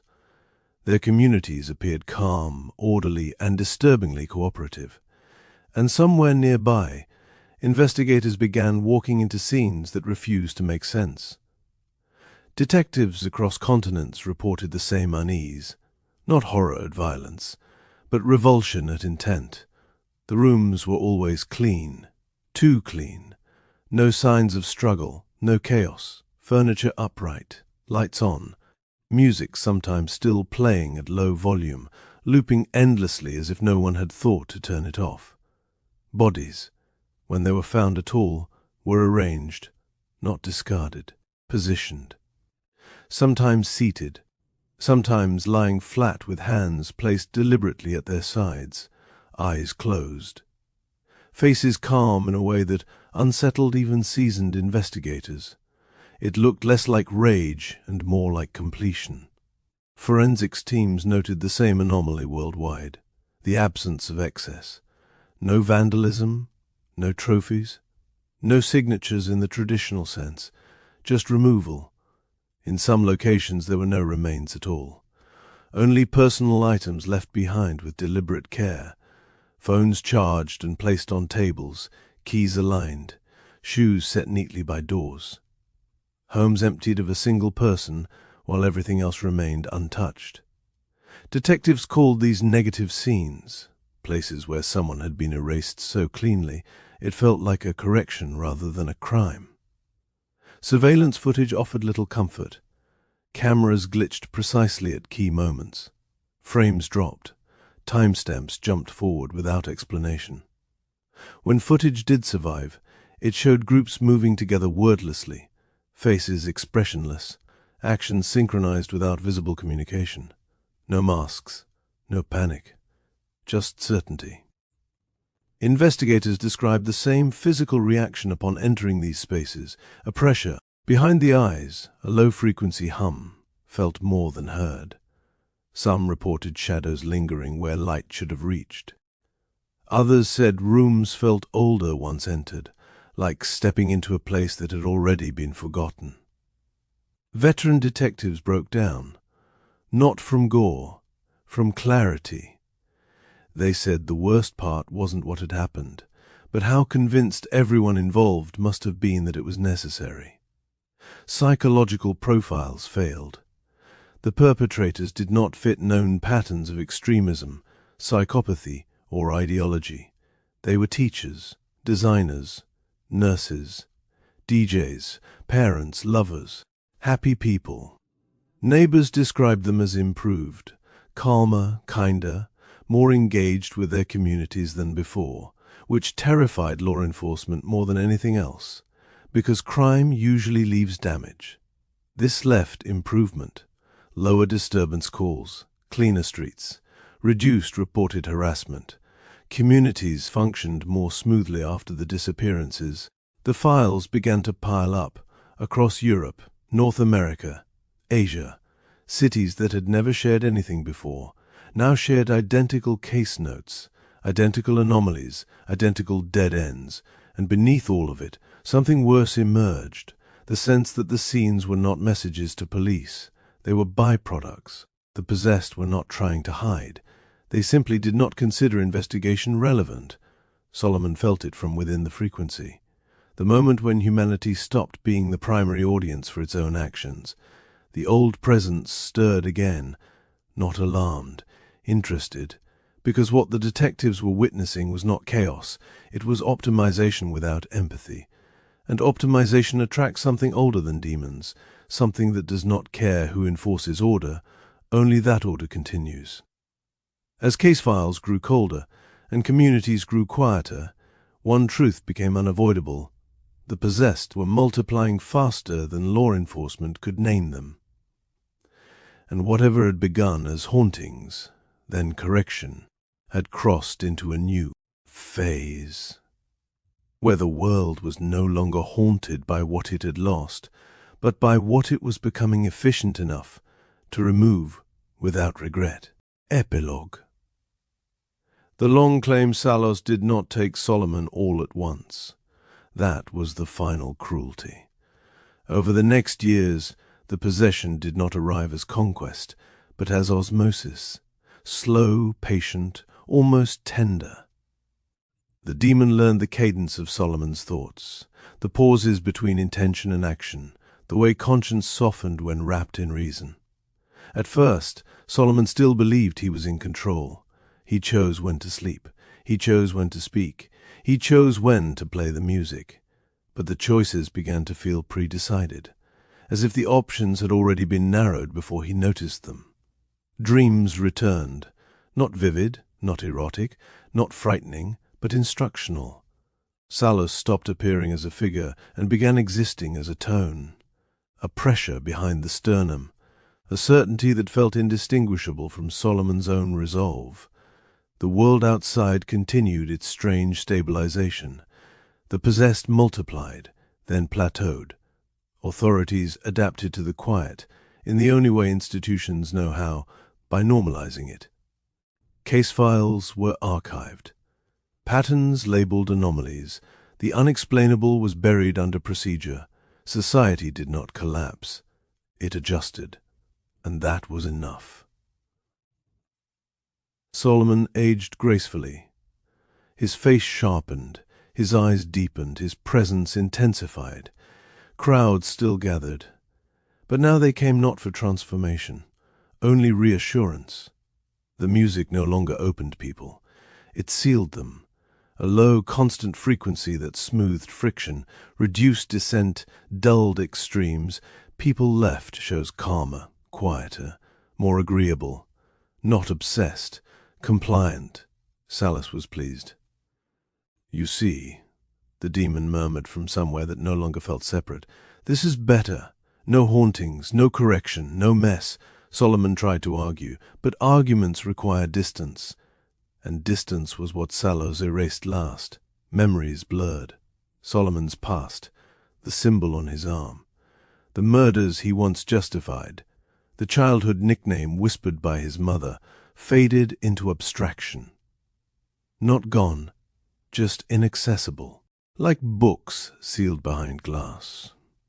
What remained was function, purpose, a steady alignment with the world as it had become. Years passed. Solomon still appeared human, still spoke kindly, still advocated love, connection, pleasure, respect. All the words were right, but they no longer meant anything. They were tools. Salos finished the possession not with a ritual, but with acceptance. The moment Solomon stopped trying to resist, not because he was defeated, but because resistance felt unnecessary, the final boundary dissolved. There was no scream, no transformation, no visible change at all. Solomon stood on stage one night, hands resting lightly on the deck, eyes closed as the crowd breathed in unison. The music pulsed steadily, perfectly calibrated. Inside, Salos settled fully into place. Not triumphant, content.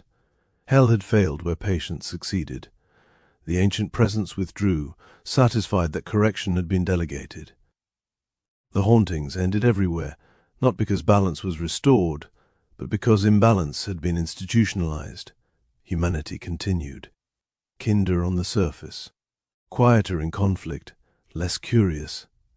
Love persisted, but dulled. Sex remained, but routinized. Respect existed, but unexamined. No ghosts, no demons. Just a world, gently guided by something that no longer needed to hide. And somewhere deep behind Solomon's eyes, so deep that even regret could not reach, something that had once been human watched silently, unable to remember when the music had stopped being a choice. The final truth of Pebble Brook, of the hauntings, of the possession, was never written down. It didn't need to be, because the most complete possession does not announce itself. It convinces the world it has simply grown calmer, and that nothing important was lost at all.